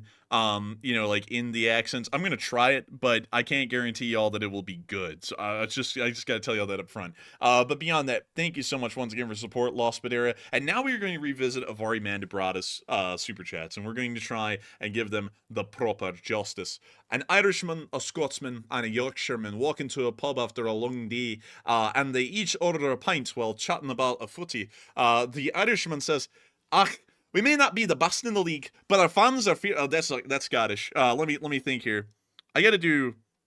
Let's see. Hang on here. Let me think. Ach, we may not be the best in the league, but I can't get out of the Scottish thing, man. I can't do it. Oh my god. I'm gonna bomb the Safari. I'm gonna bomb it because I can't do it. Like, I would be able to do it on another night a while ago, like a year ago. I would have been able to do it. But now I'm trying to get back into the accents again, because I get beaten down behind the scenes when I do accents, because I start doing them a lot to try and get them down really good. And so then I stop doing them for a while, and I just completely lose them and then have to relearn them. So I hate to tell you, I don't think I can do it properly. And appeasement does not work. Says the Scottish is too strong, and you're right. The Scottish is too strong. I just can't do it. Because if I was to try and do it, I'd do terrible. Usually when I do an Irishman accent, I try and do Krixer, who is a YouTuber here on YouTube. Can't do it tonight though, because I haven't heard him in a while to be able to intimidate, well, not intimidate him, I'm not trying to scare him over there, but to imitate him, which is a very similar sounding word, but still. With that, I thank you so much for the support of Avari Mandabratis, and I'm scared. I've gotten stage fright, quite literally. Get away from me. But still, thank you so much once again for the support. I hope that does address that well. And with that, we are on to the next one. All right, and our next one here goes to Nick Nelson, who puts in a $5 donation, and thank you very much, Nick, as always, for the support. He said, Lavrov, excuse me, goodness, Lavrov to lead Russian delegation to the G20 summit instead of Putin in light of his possible arrest in Brazil. Man, he wouldn't be the first Russian to get arrested in Brazil. You get what I mean, Matthew? You know why he's Russian? Because he's got no time for Stalin. I'm telling you what, lock him up now. Man, lock him up, and hopefully they do. That'd be kind of cool. But also, you know, he wouldn't be the first person to be arrested down there. You know, a lot of people have been arrested down in Rio de Janeiro. You know, and it's not exactly for the good things at all. You know, usually people aren't arrested for good things. Also, we landed this airport a lot on Microsoft Flight Simulator right here, the Rio de Janeiro International Airport. Pretty cool airport. Highly suggest that y'all try and land on Microsoft Flight Simulator if you cans. But still, I gotta say, thank you so much for sharing that with us, Nick Nelson. Lavrov has generally been the guy doing that for years now, so it's nothing new, but it is interesting to hear that they're having to keep that little shtick up. And so with that, thank you so much once again. And we are on to the next one. And our next one here goes to Neil Vizanot, who puts in a 5. And he says, what if Ukraine and Russia agree to 91 borders, but no NATO, but then Ukraine makes individual military deals with all of NATO afterwards, but don't technically join? That would be within the frameworks of the treaty, because if there is no stipulation that they can't have arms support, well, you know, support of the arms industries of the West, there's no stopping Ukraine from being able to do that. So they could entirely do that in the future without being in NATO. So that is actually something that wouldn't be able to provoke the Russians into a new conflict unless they were really spoiling for one. And then at that point, there's a standing treaty that would be debated amongst the Russians and NATO, and there would most likely be an armed standoff that would result from that. And so with that, I hope that does address that fairly well. And thank you once again for the support and helping this channel to keep on running. And with that, we are on to the next one. And this one goes to Nick Nelson once again, who puts in another 5, and huge shout to Nick also. Actually, this is a duplicate super chat. I'm not sure if I duplicated this or maybe it was Nick sending it in twice. But Nick, if it was 2 different super chats, huge shout out for the second support of the night, and we appreciate it. And our next one here is going to go to Blue Flam 777 LSA yet again, who puts in, I think this is like the 7th super chat of the night. Huge thanks. He puts in a 5. He said, my granny said, dress for the job you want, not for the job you have. So I went in as Batman. Question to the chat. Oh, man. You know, someone told me that very same thing, and I came in the room dressed the same way, and they said, what the hell do you want to be? And I said, I want to be a YouTuber. And they say, you're stupid. And then I'm a YouTuber. And I'm not stupid. I'm just kidding. There's actually no point in my life until, like, before law school that I was like, I want to be a YouTuber. And then after I started doing it, I was like, this is so much fun and I love doing it. And then I was like, I want to be a YouTuber. And then I still tried to go to law school and hated every moment of it. Remember, folks, do what makes you happy. A lesson in life, folks. Do what makes you happy. Don't do something because you think it's going to be something prestigious or something that folks will look up to you for, or something that your parents are like. Make sure to do something that makes you happy as a person. It may not make you a lot of money. It may not be a prestigious job. You know, some people like to work with their hands and do a little odds and ends, the kinds of things. It doesn't make them a lot of money, but they're happy doing it. And the most important thing in life is making sure that you're happy with whatever decisions that you've been making your entire life. Because at the end of your life, there's going to be no one there to remember the entire journey that you've been along except yourself. And so make sure that when you make it to that end of the line right there, you can look back on your life and say that it was a happy life and you did what you wanted to do and didn't let anyone hold you back. And so I hope that gives a little word of wisdom to the folks out there who may be wanting to listen to someone like me. There's, you know, not really any reason you'd need to. You know, I'm just some guy on the computer, but nevertheless, you know, maybe that'll help someone else. But beyond that, I do have to say, that is a good person to dress up as. Also, are you trying to beat people to death, and are you trying to be an orphan? Because that's what Batman does. But still, thank you for the support, Blue Flam. I hope that does address that incredibly well. And with that, we are on to the... well, actually, we're on to this live chat. And Matthew, what do we got here? All right, so let me get rid of this bot who came in here with the Russian name here. Let me look here. Let's see. It said, this is the silliest bot I've seen in a long time. It said 2025, USA, NASA 100% Ukraine, President Ukraine Volodymyr, stop war, custom stop police, FBI, Russia, V Putin with the scales of justice. This is the most confused bot I've ever seen in my life. I'm not sure, like, are they for Ukraine or against Ukraine? Like, I can't honestly tell at this point. I don't know, but that was I don't know what they're on, you see, Matthew. I don't know if we can have them here because I believe they're being contaminated by the substance. But with that, we are on to the next one. Man, it could be Hot Dog Man in bot form. But anyways, moving on to our next one here. This one goes to Victor Sundberg, who puts in a 5 and says, the best rant so far and support from Finland. And thank you so much for enjoying the rant, Victor Sundberg, and I'm glad that people like them every once in a while. I feel like nowadays we kind of get on more and more rants. Well, I get on more and more rants. Matthew's always chill. I always get on a little bit more rants these days, though. But I'm glad that people do enjoy them because I hope that I'm speaking rational facts and reason, which I just don't think is present a lot anymore out there in the world. Like, and I don't say that as a thing about the West. Like, I just, like, that's going to get me started on another rant because y'all know something I hate is people who say that the West has fallen. Like, compared to what? Like, what are we comparing it to? Like Russia or China? It's like, we are nowhere close to falling compared to those people. It's like, they are in a far worse shape than we ever will be at this point.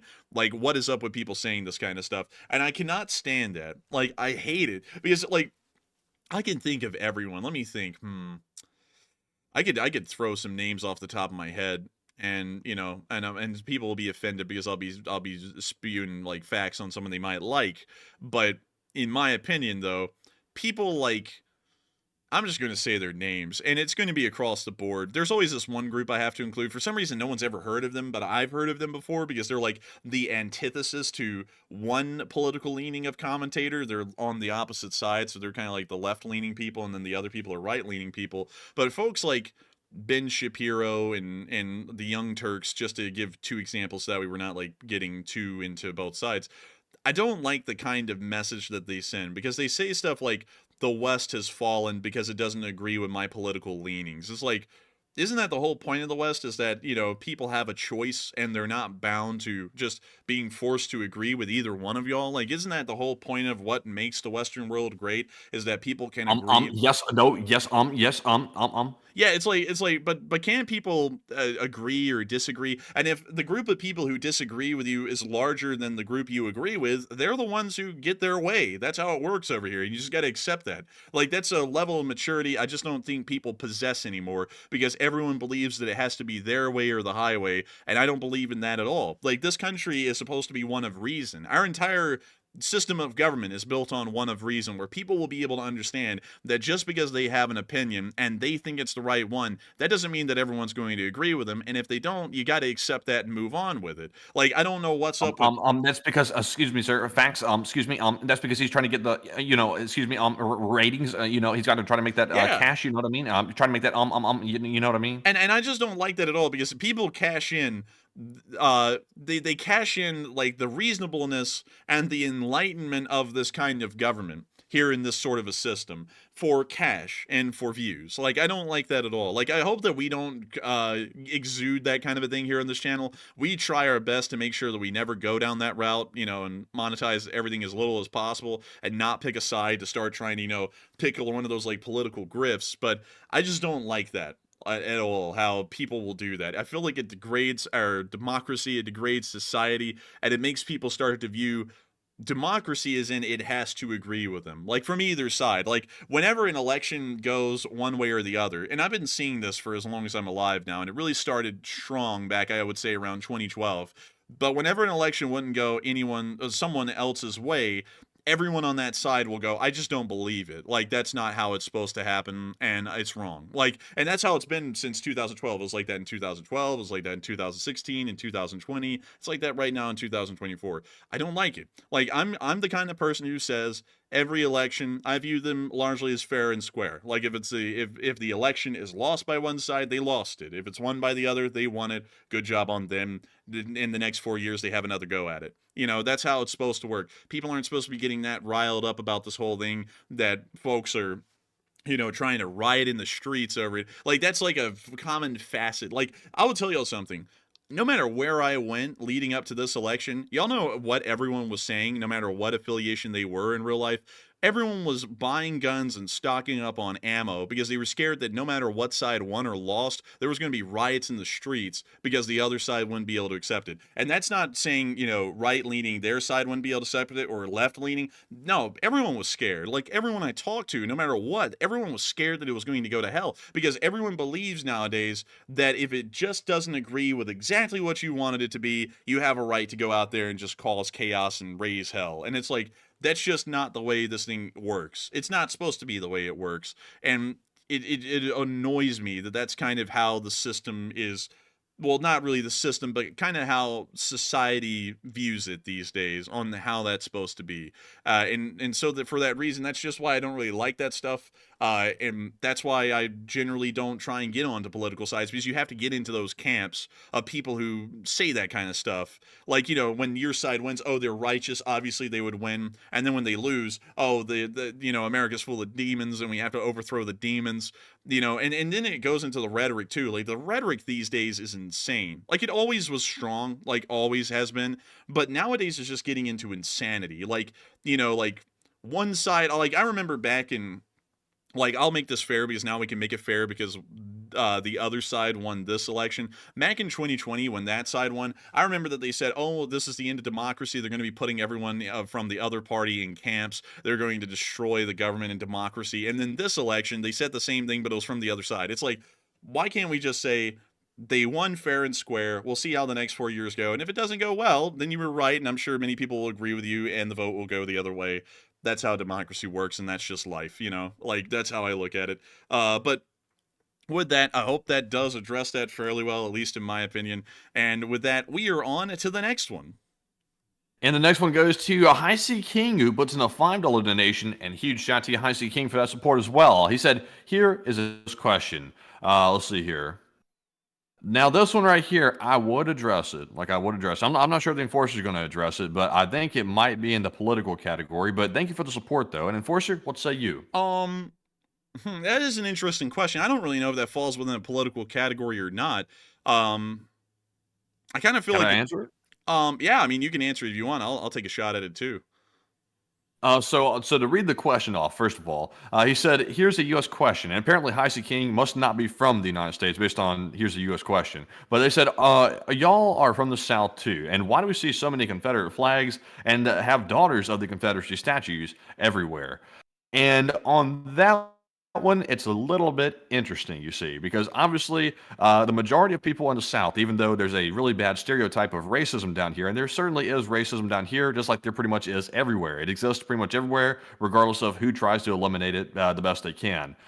Pretty much, I think the rationale behind it is they're trying to preserve history, but at the same time, though, and hopefully this isn't too touchy of a topic here, there's a fine line between preserving history and then also glorifying something as well. And, when you drive down the interstate in Alabama, there's a humongous Confederate flag right on the side of the interstate. And every time I see it, I'm like, I get that's history, but at the same time, I'm not sure why they're flying a humongous Confederate flag right on the side of the interstate. I'm not sure if maybe that's like supporting it or what. I've never really understood it. So I guess I'm not the best person to explain it. But me personally, I wouldn't be flying a Confederate flag anywhere, me personally, just because of what it used to represent. But Enforcer, what say you? There's an interesting bit of a line that's drawn. It's like some people like to view it as black and white. Some people like to view it as it was supporting an oppressive government, which is true in some degrees, and then other people look at it as it's preserving some sort of cultural heritage, which in some instances it looks like it's that direction. It's a really gray area kind of a thing when you're down here, because some people believe that that flag or those statues represent Southern culture. Like, none of the bad side of things. It's just like the people of the South, like they believe it represents that. But then there's another group that takes that in an entirely different direction, and they're just like hardcore racists. There's like two different ways that it's like used down here, at least from how I've seen it.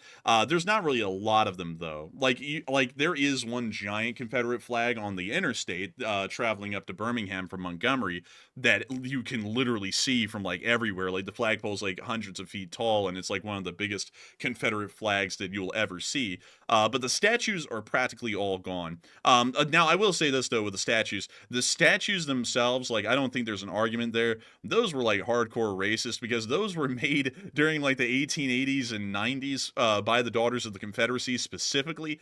And usually had like some of the most like racist plaques inscribed on the bottom of them. So I don't really think that those are like up to question. Those were generally racist. Like you'll see stuff like racial purity and like the placards on the bottom of them. If you ever look at them, like there was a lot of those in New Orleans that they took down. But the Confederate flag side of things, though, like it really depends on the context because like someone can have one of those up and then they talk about how oh they love like like fried catfish and all of like the foods down here and how people are nice and everything, and then there's like the others that wear like white robes, and it really just depends on which one's which. But I generally would not fly a Confederate flag. I'm an American through and through, and I may be from the South, but I consider Southern folks to just be another dialect of a culture in America like any other, just like folks from the West Coast, the folks from the Midwest, the folks from the Rust Belt, New England, and such places. I don't really like to view the Confederacy as a thing to even have any kind of symbology or imagery that exists from it, because I feel like it kind of is a slight usurpation to the U.S., and I generally love the United States of America, and my allegiance stands with the United States of America, and not some bygone country that attempted to break away largely over the fact of slavery. Not really a good look. So with that, I hope that addresses that fairly well, at least in my opinion, High Sea King, but depending on who you would see down here and talk to about it, there are different interpretations of it. It's not a black and white thing like a lot of people make it out to be. In some instances, in some of them though, it really is. But in others, it's a little bit more nuanced with how people try and interpret it. But anyways, with that, I hope that does address that fairly well, and I thank you so much once again for the support and helping this channel to keep on running, High Sea King. And with that, we are on to the next one. All right, and our next one here is going to go to Blue Flame 777 LSA, who's of course a channel legend, and puts in a $5 donation once again. He said, "The Enforcer is as thick as two short planks." Question from the chat. What the hell does that mean? I don't know. I don't know what that means, but I do thank you for the support, Blue Flame, and helping this channel to keep on running, because if it wasn't for folks like you, we wouldn't be able to make this thing possible. And so with that, we are on to the last super chat of this segment, and then we're going to be moving on into the live chats, actually. So actually, we have to grab the live chat question for Blue Flame's super chat here. And this one is going to go to Judy from the live chat, who said, "Do you think the U.S. will attack the Houthis in return for today's attack?"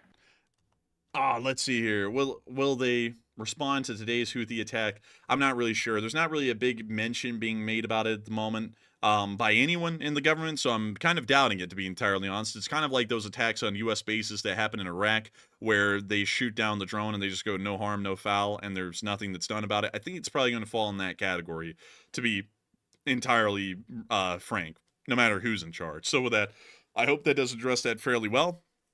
And I thank you so much once again for support and helping this channel to keep on running, Blue Flame 777, and sponsoring a live chat. And with that, we are on to the last super chat of this segment, and then we're going to be moving on into the live chats. And this one is going to go to Elka Sir, who puts in a 2 and says, "Today's booms are escalating, 8.5 on the Bliat scale." Oh, Bliet. And thank you so much for the support, Alcacer. And they really are, especially with the amount of losses that we're seeing these days. It is incredibly high, and they are getting their asses beat out there, quite literally. I mean, beaten terribly. And so with that, thank you so much once again for support. And with that, we are on into the live chat. So what do we got, Matthew?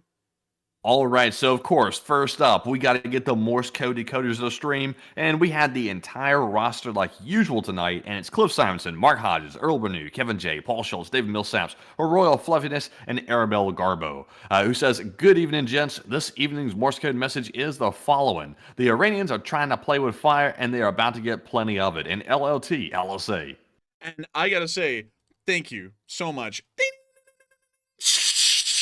for getting that Morse code message correct, because that is the sound of money, and y'all got that dead on the nail. Massively impressive stuff right there, and I have to really tell y'all that it is incredible that y'all have gotten that correct on the 993rd day of the war, because y'all have just done an incredible job at that. A truly incredible job at that, I'd have to say. And so with that, thank you so much once again for y'all making sure to get that right time and time again. And with that, it is time for us to move on into the rest of the live chat. And so with that, what do we got, Matthew? All right, and this live chat question here, our first one of the last segment, goes to Danny, who says, do you think the Saudi coalition will get involved again in Yemen? The Saudi, yeah, they probably will, because they actually have been in an ongoing war against the Houthis for a while, and I think they probably will get involved again. But it seems as though Saudi Arabia is very limited in their role. They really just push the Houthis back from near their border and don't really try and crush them, which I honestly think that the Saudis should try and crush them with American support, of course. And so with that, I hope that does address that the best I can, and we are on to the next one. And this one is going to go to Anthony, who said, did the Houthis have anti-ship capabilities throughout the conflict, or were the missiles smuggled to them recently? They generally have had anti-ship missiles throughout the conflict, and they have a supply of them being smuggled into Yemeni, Houthi-controlled territory the entire time, from what we understand. So it's kind of a mix of both. They had them at the start, and they still keep getting them from the Iranians. And so I hope that does address that fairly well, and we are on to the next one. And our next one here goes to David Tablet. He has a very burning question that many people are wondering. He said, how are those North Koreans performing on the front lines now that they're in Russia? From what we know, it's very poorly. We have not heard of them making any offensive advances that are successful so far.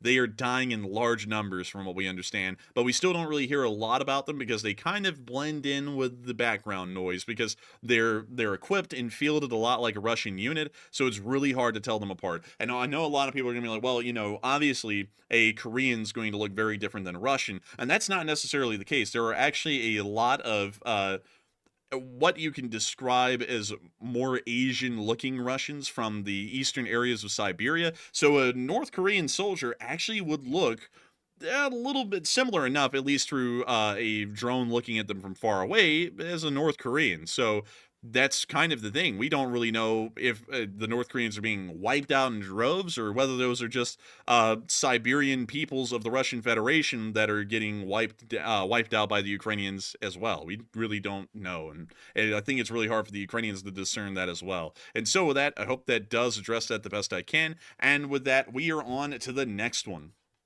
All right. And also, Enforcer, I just checked here because I was doing a quick look on our YouTube analytics just for curiosity's sake. We're only 40 subs away from 305. Like, it's crazy. We're almost about to hit 305,000 subs, which is crazy. Dude, and also, I that's realized crazy. your video. Yeah, also I realized your video here has actually done extremely well today. It's up to 180,000 views. So it actually turned out really good because I'll let y'all in on a little secret here. We were somewhat worried about today's video. We were wondering if maybe the topic was not appealing to the audience because at first it started off kind of weak, if we're being perfectly honest, but it picked up to actually perform way better than expected. So huge props to the Enforcer for that. It saved itself, man. It took off like a rocket. I'm telling you, when that rocket took off and all that fire, oh, I'm telling you. And it got 700 subs too. Yeah, that's wild too. That's what's crazy too. The Middle East content, even though it's usually not the huge view counts and stuff like that, it brings in a ton of subscribers. It's really crazy. It usually brings in the most compared to the Ukraine content. Yeah, it's bizarre. It's really weird. But I gotta say, welcome to the new 700 people who joined today. We are literally right at the cusp of hitting 305,000, and it's wonderful to have y'all all here. You know what's even weirder? I gotta tell y'all this. What is really weird is that I watch YouTube a lot. Like many of y'all may know that I kind of was one of the first generations to grow up on YouTube. And what's crazy is that a lot of the YouTubers that I used to watch when I was growing up watch this channel, or I watch them. And what's even weirder is that in some instances, this channel is bigger than those channels. Then that just blows me away these days because I look at their subscriber count. I'm like, that is crazy. I cannot imagine that I'm running a channel bigger in subscriber count than theirs. I honestly think that some of them deserve far more subscribers than we do. Because I've been watching them pretty much growing up for years now. And I'll be like, that is crazy. We're bigger than them now. And that is just weird to me, and we're honored to know that so many people enjoy this channel and our news that we cover, but I still cannot believe that that is reality these days. And a big shout out to all of the YouTubers who watch this channel. Y'all all know who you are, and also a big shout out to all of the YouTubers I've been watching for years, because some of y'all were actually our childhood growing up, Matthew and my childhood. Some of those people actually, they tell y'all something, and this is true in some instances. Don't meet your heroes, because some of those channels, crazily enough, that I used to watch growing up, And some of them actually are in this kind of like Ukraine war sphere, or were, and then they kind of dropped off. But some of them I actually watched growing up, and then we'd meet them, and they'd be like the biggest douchebags ever. And I was like such a big fan of them growing up. I'm not gonna say the particular one I'm talking about. You know who I'm talking about, Matthew. You know, I know. Horsehead. You know, and I would like, jeez, and I would watch their show growing up, and I'd be like, wow, this is so cool. Like, this guy seems really neat. And then finally, we end up running into the guy, and he like subliminally bashes us, and it's like, that's just bizarre. Like, that's crazy. Other people though have really liked the channel, like people that I used to watch growing up. Like one of the probably one of the biggest ones that I remember watching when I was in high school that watches this channel is actually Keemstar, which is just weird. Like I remember, I think if I'm remembering correctly, Matthew, I was watching a little bit of his channel back in the day when the whole rice gum thing was going on, I think, if I remember correctly. And I was like, huh, this is interesting. And then he watches our show. Now I'm like, that's a weird thing, like to have like someone you watched as a kid watch the show and then like it, like he actually likes it, and he's told us that before, which is really neat. But it's like, that is weird. And then like other channels, and let me see here, some Monster Labs at War Reenactment channel. Yeah, there's a lot of those that I've watched, like I still watch actually, and we were like running laps around them in subscribership, and it's the weirdest thing, because like it doesn't matter at all, because you know they're very cool and interesting people, but it's like, it's so weird because I used to think like everyone in the world's got to be watching these people because they're amazing, like they do great work, and they do. I still believe that to this day, and I think that a lot of them really deserve a lot more viewership and subscribers than they have, but it's so weird to see that when our channel has more subs than them, because I'm like, there's no way, like these people were like the people in my head, like these were the YouTubers, like they, like that's just weird. I hope that people get to know those folks better though, like the specific ones that I'm thinking of right now. I'm not going to mention names. Well, actually I will mention the name of one. Brandon F was someone I watched for years, especially before I got into reenacting. I would watch Brandon F loads. He's like an American Revolutionary War reenactor on the British side, and he makes really interesting content, and I think he deserves way more subscribers than he has.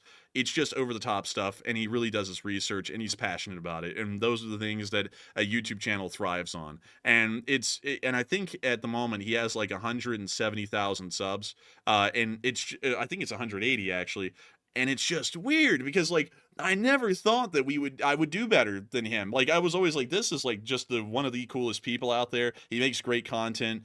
Like his channel is just amazing. And now we have, I think, twice the amount of subs, and I'm like, that is just, it feels wrong. I'm not going to lie, it actually feels wrong, but that's my opinion. Hopefully people know about that fella, because he's a great guy, and I hope that if y'all ever pass his way, y'all tell him that I said some good stuff about him, because I think he runs a great channel and he does great stuff to represent the reenacting community very favorably and very intelligently. He's a great guy for the reenactors to pretty much have as an ambassador.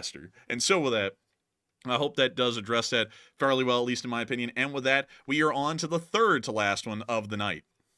All right, and this one goes to Anthony, who says that the Crimean Bridge should be a main target before January. And do you agree? I would agree. I think that, in my opinion, it's kind of lost its strategic importance, or it's too difficult to attack, but they should still attempt the attack, because it's worth a shot. If it's capable of knocking out that bridge just for the symbolic impact of it, I think that they should give it a good try, in my opinion. And so I hope that does address that well. And with that, we are on to the second to last question of the night. And this one goes to Bobcat, who said, whatever happened with Putin being asked to resign on Russian state media? Oh, you're talking about Solyev. I think he's talking about Solyev, yeah. I believe.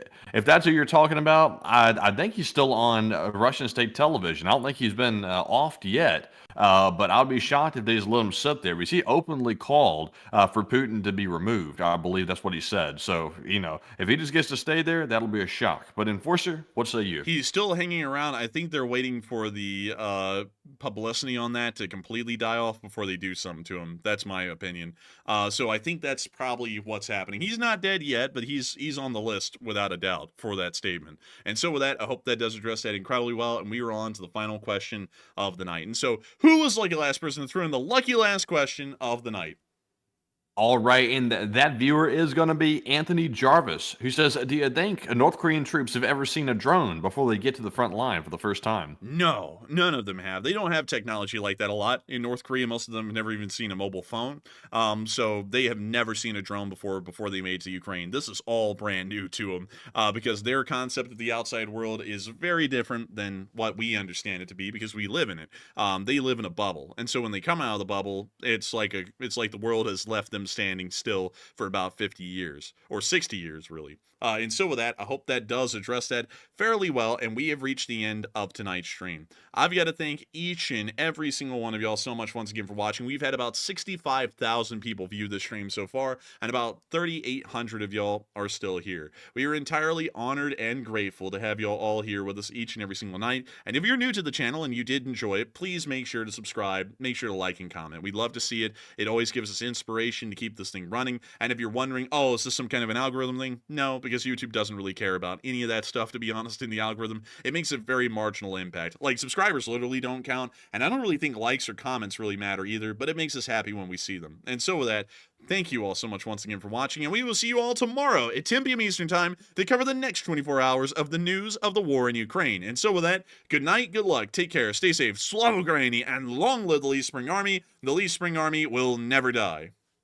And with that, good night, folks. And once again, like the Enforcer said, huge thanks for another great stream tonight with almost 64,000 people tuning in by the end of it. We had a full house tonight. And of course, be sure to join me tomorrow midday for the short war video. If there's enough news to cover, I will be putting one out tomorrow for certain. And also, we will be doing another stream tomorrow at 10 p.m. Eastern, as always. We've never broken that schedule except for maybe a handful of times, and we don't plan on breaking it anytime soon. So once again, thank you all for watching. Slava Ukraine.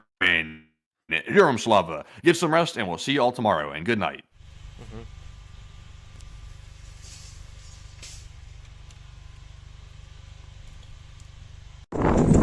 Yes. The Lee Spring Army sends its regards.